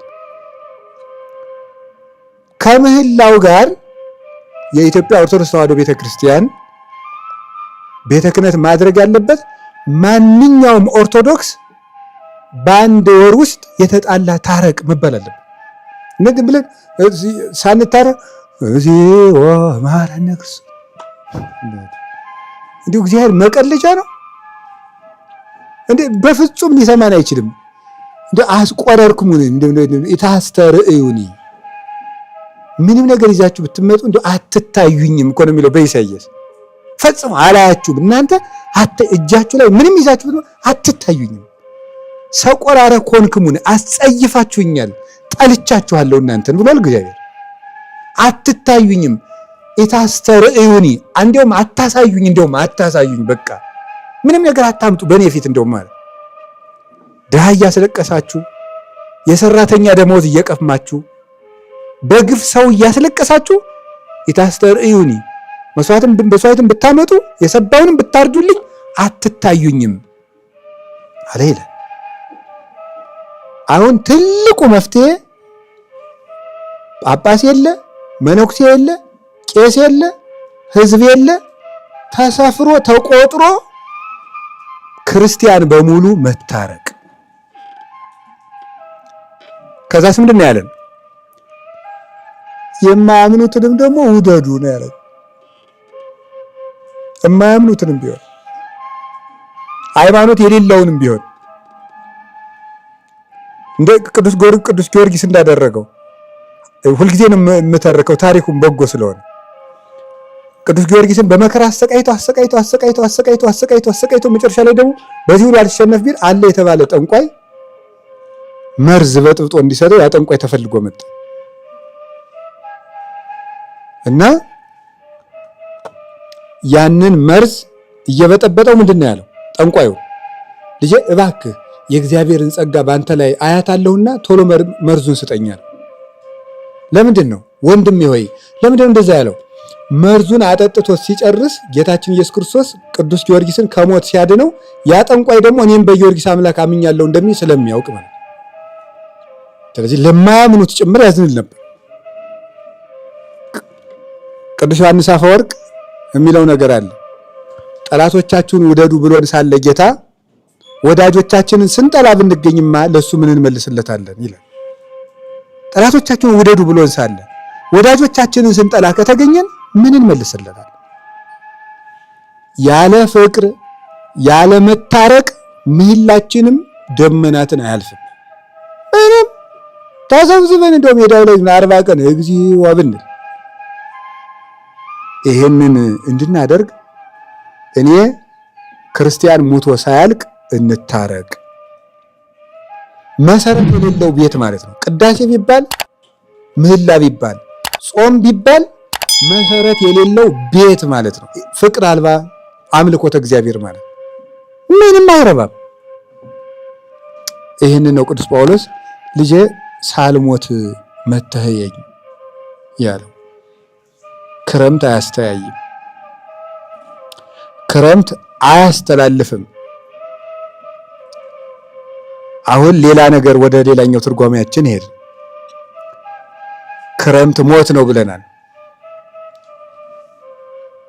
ክረምት አያስተላልፍም አይደለም። ወደ ቆላ ወደ ደጋ አይኬድም፣ ወንዙ ሁላ ስለሚሞላ ክረምቱ በጋው ሁሉ ጭቃ ስለሚሆን ጽድቅ መስራት የማትችሉበት ዘመን ሳይመጣ አሁንኑ ወደ እግዚአብሔር ተመለሱ ማለት ነው። ጽድቅ መስራት የማትችሉበት ጊዜ ሳይመጣ አሁንኑ ወደ እግዚአብሔር ተመለሱ። ከሞቱ በኋላ ምጽዋት መመጽወት አይቻልም፣ መጸለይ አይቻልም፣ መንጻት አይቻልም፣ መቀደስ አይቻልም፣ ንስሐ መግባት አይቻልም፣ መቁረብ አይቻልም። አሁን ነው እና ክረምት ማለት መራመድ የማንችልበት ጊዜ ይመጣል። አሁን ተማሩ እየተባልን ነው። ነገ ቃል እግዚአብሔር የሚነግረን እናጣለን። ነገ መጻሕፍት ይጠፋሉ። ትንቢት አይደለም መጽሐፍ ያስቀምጠው። ትንቢተ አሞጽ ምዕራፍ 8 ላይ ተቀምጧል። ረሃብና ጽምን አመጣለሁ።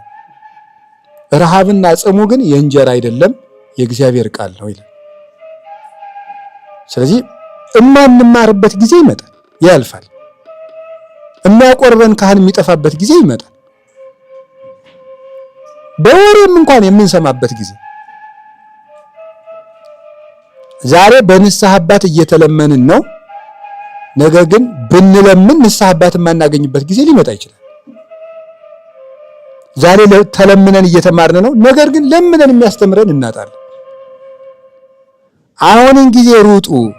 እንደ አስቸጋሪ ጊዜ ሳይመጣባችሁ ሁሉ ሰፊ ሳለ አይ ወገኖች፣ እንዴት ያለ በጠባብ መከራ ውስጥ ያሉ የክርስቲያን ወንድሞቻችን አሉ እኮ።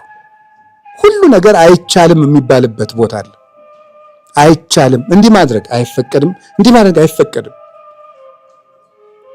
ማድረግ በምትችሉበት ሰዓት አድርጉ። አሁን በጉብዝና ወራት ፈጣሪህን አስብ ይላል መጽሐፈ መክብብ ምዕራፍ 12 ቁጥር 1 ላይ። በጉብዝና ወራት ማለት ምንድን ነው?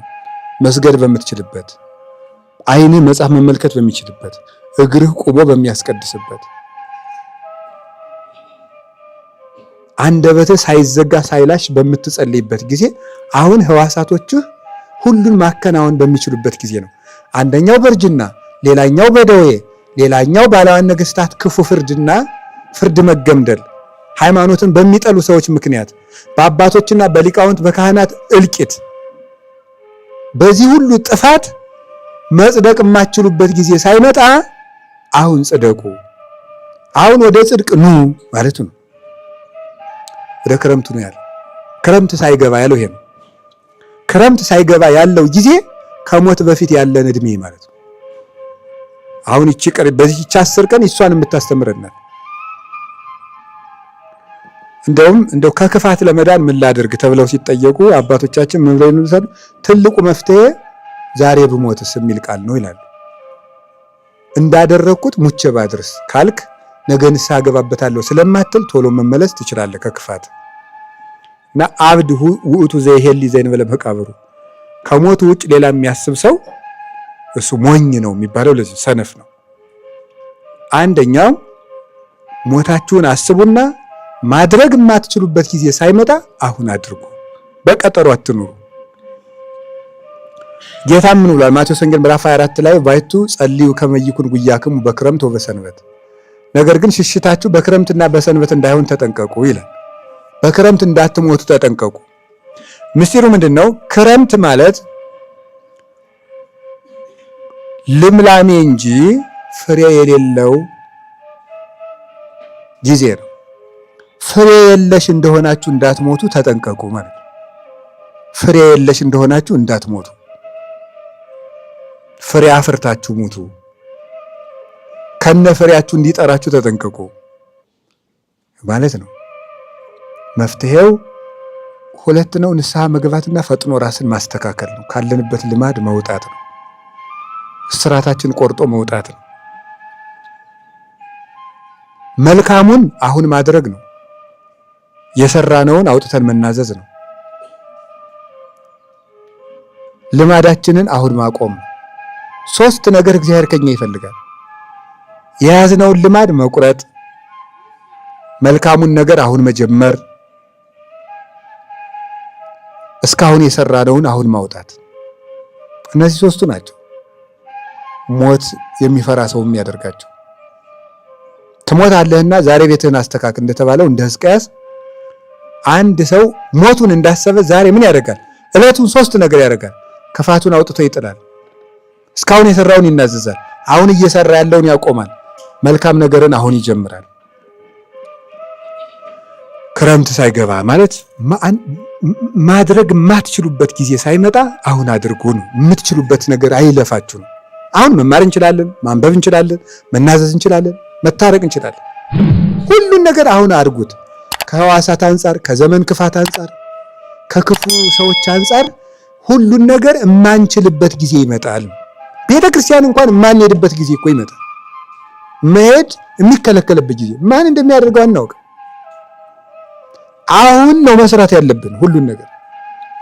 እሱን ነው በክረምት እንዳትሄዱ ማለት ፍሬ የለሽ እንዳትሆን እንደሆናችሁ እንዳይጠራችሁ ተጠንቀቁ ማለቱ ነው። ጌታ ይሄን ያደርግ በሰንበት ያለው ደግሞ ሰንበት እረፍት ነውና በእረፍት ሳላችሁ ሳትተጉ ማለት ነው። በስንፍና ሳላችሁ እንዳይወስዳችሁ ከነ ስንፍናችሁ እንዳይጠራችሁ ለምኑት። ስለዚህ እንዲህ እንዳላችሁ እንዳያነሳችሁ ጊዜ ስጠኝ ብላችሁ ለምኑት ማለት አይደለም።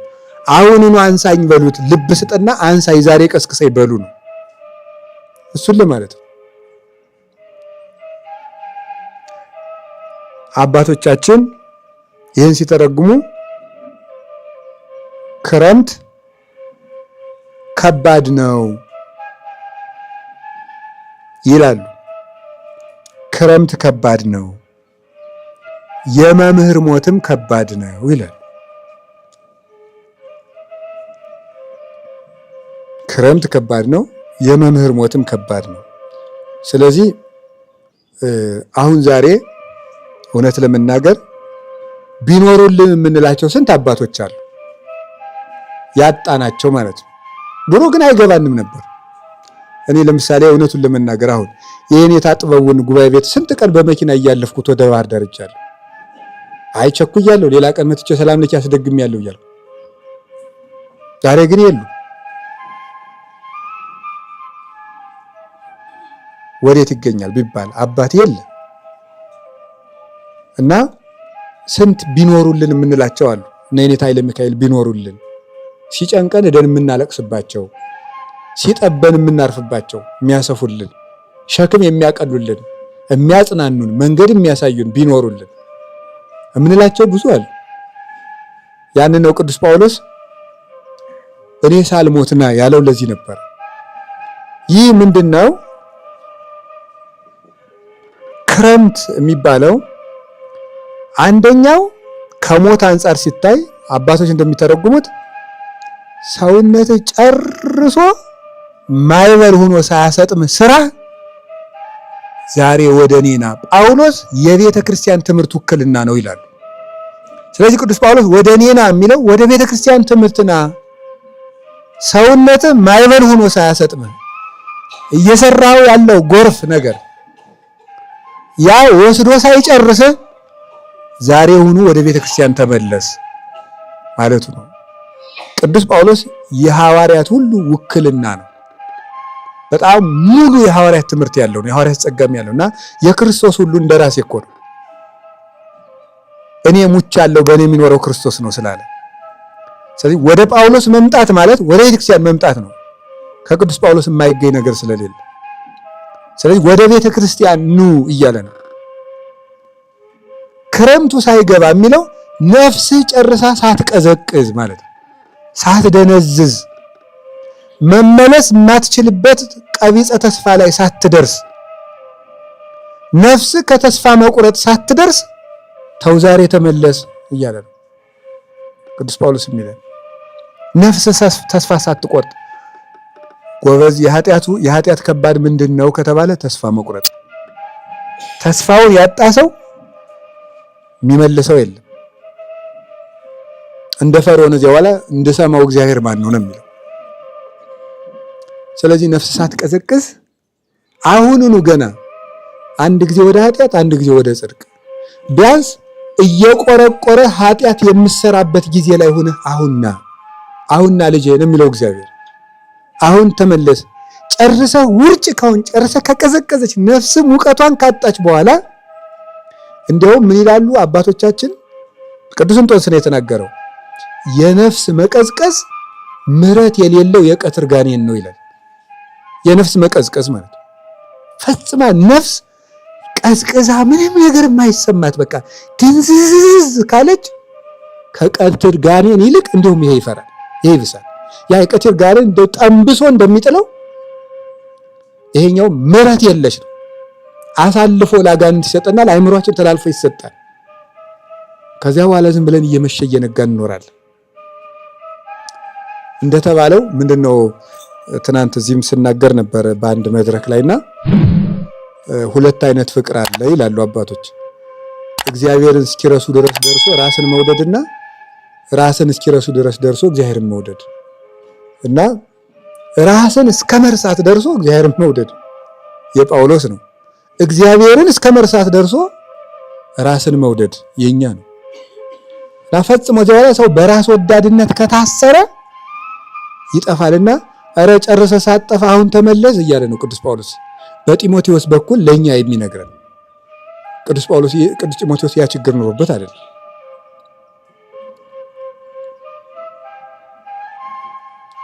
የመምህራንን ሞት ለምንድን ነው ክረምት ያለው ሲባል መምህራን በጋ ናቸው። ለምን? ለነፍስ ሙቀት ይሰጣሉ። ሙቀት ማለት ወኔዋን ያጣቸውን ነፍስ ወኔዋን ይቀሰቅሳሉ። የመንግስተ ሰማያቱን ውበትና የእግዚአብሔርን ቸርነት በማሳየት ወኔዋን ይቀሰቅሳሉ። ስለዚህ የመምህር ተግባሩ ማትጋት ነው። የእግዚአብሔር ተግባሩ ምህረት ነው። መምህር ያተጋል፣ እግዚአብሔር ይምራል። ስራው ማትጋት ነው። የአንድ መምህር የፈዘዘችን ነፍስ መቀስቀስ ነው። ቃለ እግዚአብሔር ደግሞ ምንድን ነው? ማትጊያ ቀንደ መለከት ነው። የንጉሥ አዋጅ ነው። ንጉሱ ብለዋል እንደሚባለው ቃለ እግዚአብሔር የሚነፋው ቀንደ መለከት ነው። መምህሩ አዋጅ ነጋሪ ነው። እግዚአብሔር ደግሞ ንጉስ ነው። ስለዚህ ምንድነው ሲባል መምህራን ሙቀት ይሰጣሉ፣ ፀሐዮች ናቸው።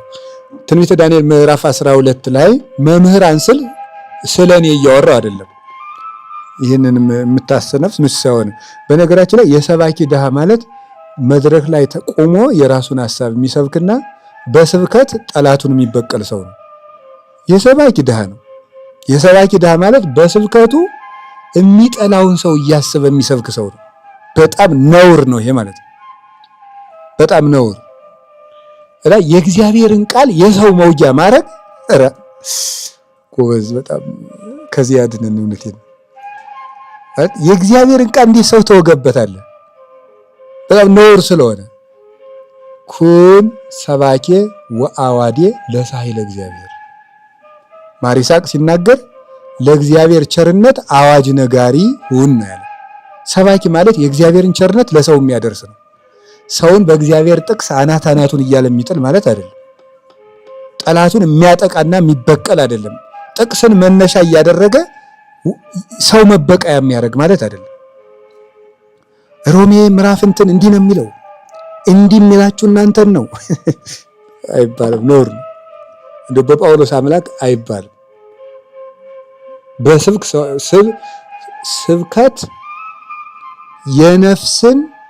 የነፍስ ወደ ክርስቶስ ማጥመጃ መረብ ነው እንጂ ስብከት ሰውን መጉጃ ሰይፍና ጦር አይደለም፣ አይደረግም። ቢሆን በቅቶ መስበክ ነው። ካቃተን ደግሞ ዝም ብለን ቃሉን መናገር ሸጋር። ወደ ቃሉ ስመልሳችሁ መምህራን ፀሐይ ይባላል፣ ክርስቶስም ፀሐይ ይባላል። እሱ የባህሪ አምላክ ነው። መምህራን ደግሞ ምንድነው? ሰዎችን ከስህተት የሚመልሱ ሰዎች እንደ ሰማይ ጸዳል ያበራሉ ነው የሚለው አይደል? ትንቢተ ዳንኤል ምዕራፍ 12 ላይ እንደ ሰማይ ጸዳል ያበራሉ ሰዎችን ከስህተት የሚመልሱ ሰዎች። ስለዚህ ክረምቱ ሳይመጣ ወደ እኔና ማለት መምህር ሳታጣ ወደ ቤተክርስቲያን ተመለስ። ለምን ያሳያል? ፀሐይ በብርሃኗ እንደምታሳይ መንገድ የሚያመለክታል። ቢያንስ ዛሬ በዚህ ዘመን በተግባር የሚያሳየን ብናታ በቃል የሚያሳየን ግን አለ። ቅዱሳንን ባናያቸው የቅዱሳንን ሕይወት ግን እየተነገረ ነው። ስለዚህ የሰው ልጅ ምን ማለት አለበት? መምህር ሳናጣ ቶሎ ብለን መስተካከል፣ የሚነግረን ሳናጣ፣ ብርሃን ሳይጎልብን የቤተክርስቲያን አባቶች እነ ቅዱስ ዮሐንስ አፈወርቅ እነ ቅዱስ ቄርሎስ እነዚህ አባቶቻችን የቤተክርስቲያን ብርሃኖች ናቸው። እናንተ የዓለም ብርሃን ናችሁ እንዳለ። ስለዚህ በምትችሉበት ሰዓት መምህራን በሚያሞቁበት ሰዓት ብርሃን የሚያሳይ መንገድ የሚያመለክት ሳለ አሁን ዛሬ እውነት ለመናገር የሚሰማ ነው እንጂ ለቤተ ክርስቲያን መፍትሄም ሞልቶን ነበረ። የሚሰማ ግን የለም። መፍትሄስ ሞልቶን ነበር። የሚሰማ ካለ ጆሮ ካለ ምን ማድረግ እንዳለብን ቅድስት ቤተ ክርስቲያን ይህንን ዘመን እንዴት መሻገር እንዳለባት መፍትሄ ሞልቶን ነበር። መፍትሄው ደግሞ የኔ መፍትሄ የመምህር ገሬ መፍትሄ ሳይሆን የራሷ የቤተ ክርስቲያኒቱ መፍትሄ ከቤተ ክርስቲያን ያገኘ ነው። ቤተ ክርስቲያን የምንላቸው እኮ የቅዱሳን ንብረት እና የክርስቶስ ንብረት ነው። ከቅዱሳን አባቶቻችን ከነዚያ ከዋክብት ከነ ቅዱስ ዮሐንስ አፈወርቅ ያገኘ ነው ብዙ መፍትሄ ነበር ጆሮ ቢገኝ። ስለዚህ በቤተ ክርስቲያን ያላችሁ ሆይ ክረምት ሳይመጣ ወደ ጳውሎስ ተመለሱ ማለት ወደ ቤተ ክርስቲያናዊ መፍትሄ እንመለስ ነው። አሁን ዛሬ በዚህ ዘመን ሁሉም ክርስቲያን ጨንቆት በየሚዲያው የየግሉን መፍትሄ የሚንጫጫበት ጊዜ ነው። ሁሉም የሚያደርገው ጠፍቶት ማለት አንዱ እንትን እናድርግ ይላል፣ አንዱ ደግሞ እንትን እናድርግ፣ አንዱ ደግሞ እንደዚህ ነው። ሁሉም እየለፋ ነው። አሁንም ቢሆን ታልቆ ተርፈክሙ ነው መበላላት ነው የቀራችሁ ብሏል ቅዱስ ጳውሎስ። ተበላልተን ሳናልቅ ክረምቱ ሳይገባ ማለት ተበላልተን ሳናልቅ ወደ ቤተ ክርስቲያናዊ መፍትሄ እንመለስ። ቤተ ክርስቲያናዊ መፍትሄ ሞልቷል። ጆሮ ካለ እስቲ ወንድሞቻችን መፍትሄ አለን የምትሉ መምህራን እስቲ ተሰብስቦና መፍትሄ አንጡ። ማን ብሎናል? ያለንም የለም። እስቲ የምትለፈልፉት መምህራን ሁሉ በዚህ በየሚዲያው እየወጣችሁ ከመለፍለፍ ለቤተ ክርስቲያናችን አንድነት ቤተ ክርስቲያናችን ይህን ክፉ ጊዜ እንድትሻገር ምስቲ ልጆቻችን ምን ትላላችሁ ቢባል ቤተ ክርስቲያን ራሷ መድኃኒት አላት። ክርስቶስ በውስጧ በጉያዋ ያስቀመጠላት የመድኃኒት እናት ናት። ቤተ ክርስቲያን መድኃኒት ያላት ቤተ ሳይዳ ናት። ሁሉ ያላት ናት ቤተ ክርስቲያን እና ቤተ ክርስቲያን ራሷ መድኃኒት አላት። መድኃኒት የያዘችውን ቤተ ክርስቲያን ነው የምናሳምማት። መድኃኒቷን አላወጣው ብለን ማለት። ስለዚህ ቅዱስ ጳውሎስ አራት ክረምቱ ሳይገባ ወደ እኔና ብሏል። ቅዱስ ጳውሎስ የቆሮንቶስን ቤተክርስቲያን ችግር የፈታበት አለ። የተሰሎንቄ ሰዎችን ችግር የፈታበት አለ። የሚገርማችሁ በዚህ ዘመን ቤተክርስቲያን እየገጠማት ያለው ፈተና መፍትሄ ሁሉ ቅዱስ ጳውሎስ በነበረበት ዘመን በነበረች ቤተክርስቲያን የገጠመ ነው። ሁሉም ችግር እነዚያን መፍትሄዎች አውጡ እናውጣቸውና እንተግበራቸው። ከዛ እግዚአብሔር መልስ ይሰጣል እና ክረምቱ ሳይገባ ወደ እኔና ያለው ይሄንን መንገድ የሚያሳይ ሳይጠፋ ትርጓሜ ሳይታጠፍ መጻሕፍት ሳይዘጉ የቅዱሳን አባቶቻችን ትምህርት መቋረጥ ሳያገኘው ይህንን ጊዜ ወደ መፍትሄ መምጣት። መምህራን ተሰብስባችሁ ስለ ቤተ ክርስቲያን የትምህርት አንድነት አንድ አድርጉ። መነኮሳት ተሰብስባችሁ ስለ ገዳማችሁ አንድ አድርጉ። ካህናት ተሰብስቡና አንድ አድርጉ። ምዕመናን ተሰብሰቡና ልጅ አስተዳደጋችሁን ትዳሩን ተወያዩበት። ኑ ልጆቻችን መባል አለበት ክረምቱ ሳይገባ ቤተ ክርስቲያን ጨርሶ ሸክሙ ሳይከብዳት ልጆቿ ታርደው ሳያልቁ ውስጣዊ መፍትሄ ያስፈልገናል። እኔ ሁልጊዜም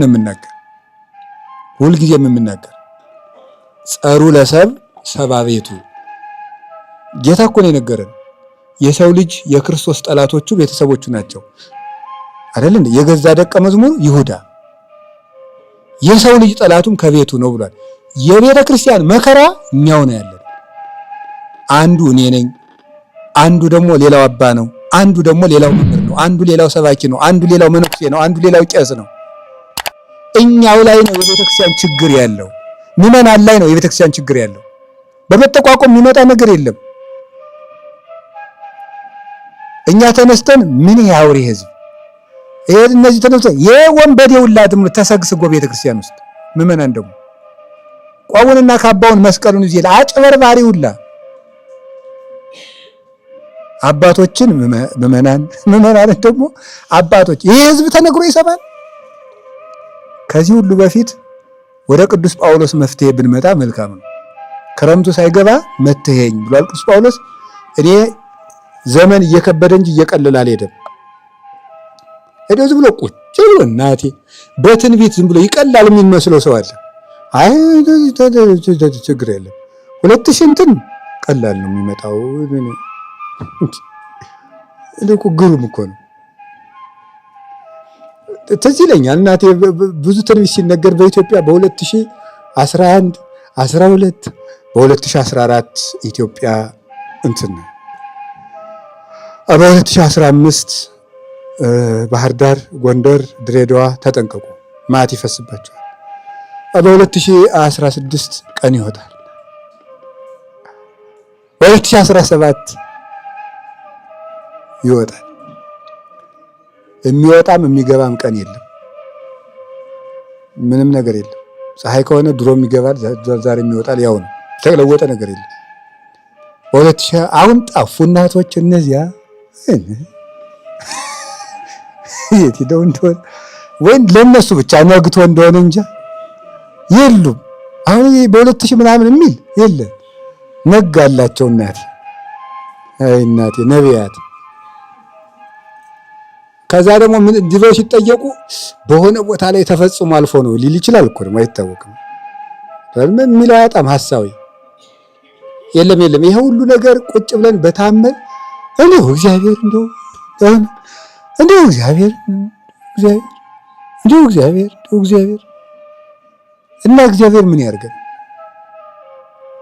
አሁን የሚያስፈልገን ቁጭ ብሎ ማሰብ። ቤት የሚሰራ ሰው የሚፈጅበትን እንጨት ቁጭ ብሎ ያስብ እንዳለ ጌታ ቁጭ ብለን ማሰብ ይፈልግብናል። አሁን ራዕየ ዮሐንስ ምዕራፍ 2 ላይ ያለው ነገር ሸጋ መፍትሄ ነው። ቁጥር 3 ላይ ያለው ምንድነው ያለው?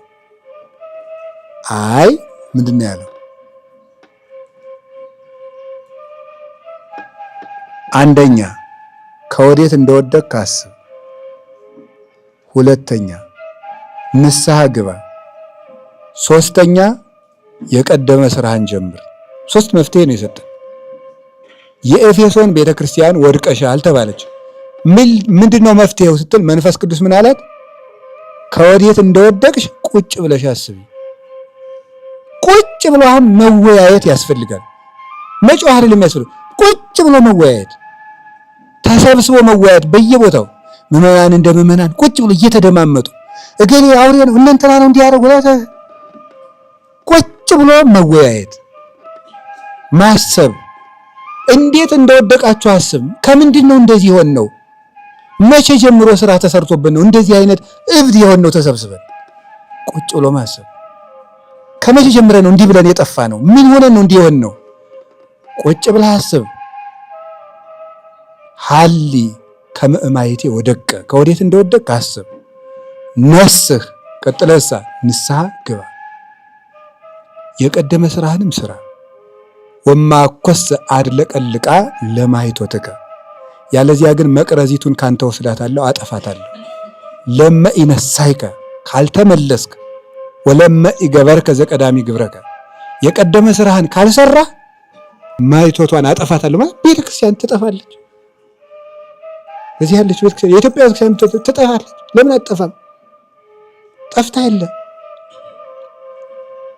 መዋቅሩ ይጠፋል። የጠፋ ቤተክርስቲያን የለም ወይ? አለ። ስለዚህ ምን ማድረግ ነው?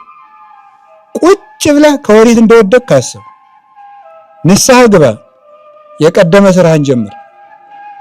አሁን ሁላችንንም የኢትዮጵያ ቤተክርስቲያን እንድትሻገር ቁጭ ብለን ማሰብ አለብን።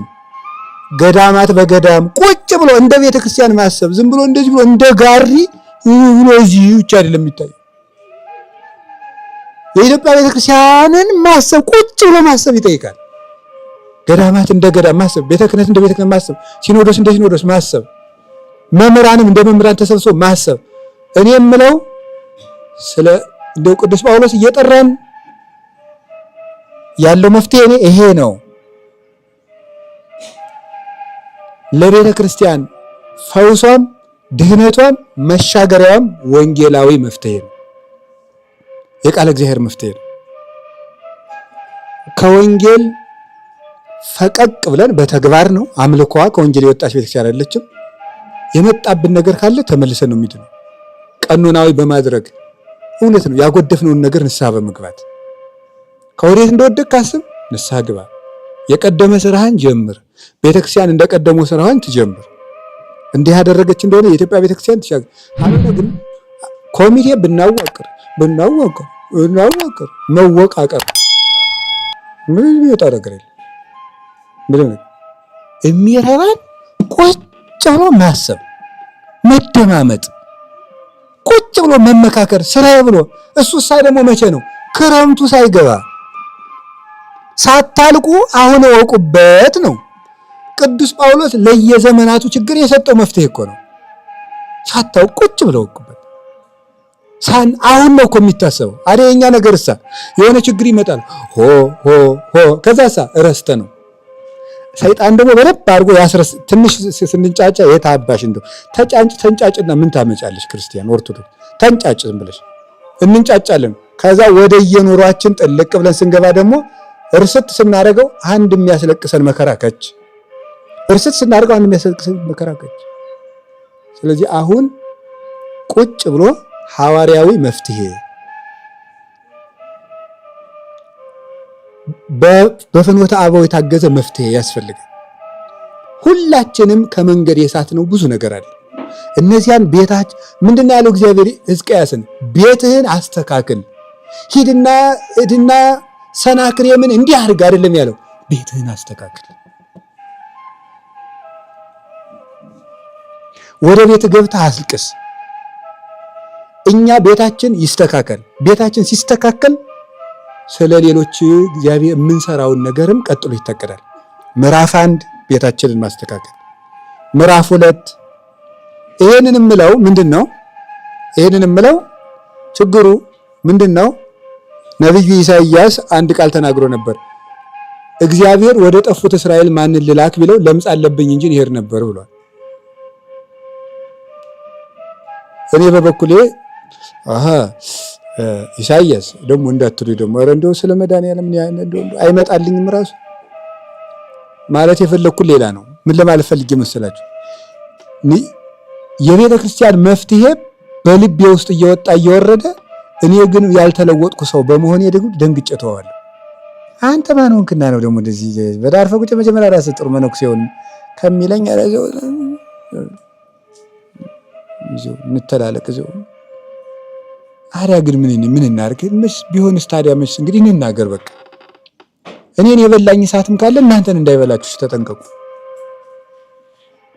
ስለዚህ እኔ የምለው ያለ ዘመዶች እዚህ ቁጭ ያልነው መናኞችም ደቀ መዛሙርትም ምዕመናንም ሁላችንም ሰፊ ጭንቅላት ማን ሊኖረን ይገባል። እንደ ኢትዮጵያን ቤተክርስቲያን የሚያስብ ሰፊ አይምሮ ቁጭ ብለን የቤተክርስቲያንን ችግር ምን እናርግ ማለት አለብን። ምን እናርግ ማለት አለብን። እንዴ አታጣልፈኝ ብላለች ጓጉንቸር አሉ። ቤት ሲቃጠል እዚያ ማዶ እያለ እየቻሉ አታጣልፈኝ ምን እዚህ ትለፈልፋለች እሳቱ ያለ እዚያ ማዶ አንቺ ውሃ ውስጥ አይደለሽ እንዴ ኧረ አይባልም እንዴ እሳቱን ሲያጠፋ ቤት ያለው ውሃ ቢያልቅ እኔን እዚህ ወስዶ ቢጨምሩኝ ይሳለች እውነቷን እኮ ነው እንዴ መነኩሴ ሁላ እዚህ ተማሪም ወለ መነኩሴ ሆነ እዚህ ቁጭ ብለን ዳቢያችን አለ ምን ተመስገን ሊባል ነው አይደል ምን ቁጭ ብለን እዚህ ቁጭ ብለን ምንድነው ይሄ ጋሪ ወደዚህ ማይል ማለት ነው። ስለዚህ አሁን ሁላችንም እኔ ጆሮ ካለን የኢትዮጵያ ቤተክርስቲያን ተሰብስባ ከልጆቿ ጋር ማሰብ ያለበት ጊዜ አሁን ነው። ቁጭ ብላ የምታስብበት ቤቷን የምታስተካክልበት እገሌ ወገሌ ብዬ ከቤት እንደው ረገኝ ራዕየ ዮሐንስ ላይ ምንድነው ምዕራፍ 11 ላይ ያለ ነገር አይ ምንድነው ያለው ቤተ መቅደሱ ለካዋለኝ ይላል። መጥን ቤተ መቅደሱ ለእግዚአብሔር ቤተ መቅደሱ ለካዋለኝ እድሞውን ግን እንዳትለካው ብሎኛል ብሎ ለተወው ትርጓሜው መቅደሱን ለካው እንጂ እድሞውን አትለካው ብሎኛል። እኔ ከቤተ ክርስቲያን ውጭ ያሉት ሰዎች ስለሚፈጥሩት ችግር ትቼ እኔ ውስጥ ያለነው ነገር ነው የማወራው። ጉዳዩ መቅደሱን ለካ እንጂ ውጭውን አትለካው ማለት እነዚያ ለፍርድ የማይቀርቡም። የሚለካው የሚመጠነው ቤት ያለው። ስለዚህ አሁን በረከትም በቤተ መቅደስ ይጀምራል፣ መቅሰፍትም በቤተ መቅደስ ይጀምራል። አሁን ቁጭ ብለን አስበን ተመካክረን እኔ ራሴም እንኳን ቢሆን እኔ ራሴ እንኳን አባ አንተ የዚህ ችግር መፍትሄ አንተ ስለሆንክ ያንተ መምህርነትም እረፍ ከተባልኩ እኔም ማረፍ መፍትሄ መወሰድ ያለበት እስከዚህ ድረስ ታስቦ ነው።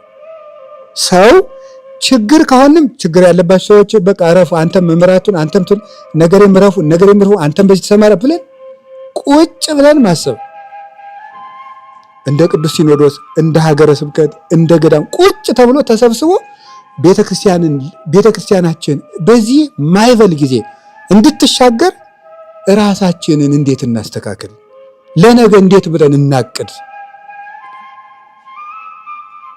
በሰው ላይ ማቀድ ውስጥ ቀርቶ ለራሳችን ባቀድ እንዲሁ ጽድቁስ ወግቶ አሉ ቀርቶ በወግ በኮነነ። ስለዚህ የመዳን ቀን ዛሬ ስለሆነ ሁላችንንም አሁንም ቢሆን አልመሸም፣ ከቀረን ግን ይመሻል። ልክ ክረምቱ እንደሊገባ 10 ቀን ነው የቀረው ብያችኋለሁ። ይቺ 10 ቀን ነገ ሳምንት የምትደርስናት የቤተ ክርስቲያናችን ችግርም ቶሎ ካልተመለስ የዚህን 10 ቀን ያህል ቅርብ ነው። ጥፋታችን ቅርብ ሆኖ ነው የሚታየኝ ነው። በቃ እንደው ስንጠፋ በደንብ ነው የሚታየኝ። የዚህችን ሳምንት ያህል ቅርብ ሆኖ ጥፋታችን በዚህ አካሄዳችን ማለት ነው። ቁጭ ብለን ካሰብን ደሞሳ ልብ በሉ ጌታ በ12 ደቀ መዛሙርት ነው ይህንን ሁሉ ምዕመን ያፈራው። እንኳን ይሄ ሁሉ ክርስቲያን እያለ ቁጭ ብለን ካሰብን ቤተክርስቲያን ልልናዋ ሩቅ አይሆንም። ቁጭ ብለን ካላሰብን ደግሞ የዛሬ ሳምንትን ያህል ጥፋታችን ቅርብ ነው። ክረምቱ ሳይገባ ልጅ ሆይ ፈጥነህ ና ብሏልና ሁላችንም ለቅድስት ቤተክርስቲያናችንና ለራሳችንም ነፍስና ሰውነት ወደ ሐዋርያዊ መፍትሄ ፈጥነን እንድንመጣ የቅዱስ ጳውሎስ አምላክ ይርዳን። ክረምቱ ሳይገባ ፈጥነህ ና። ወስብሐት ለእግዚአብሔር። ይቆየን።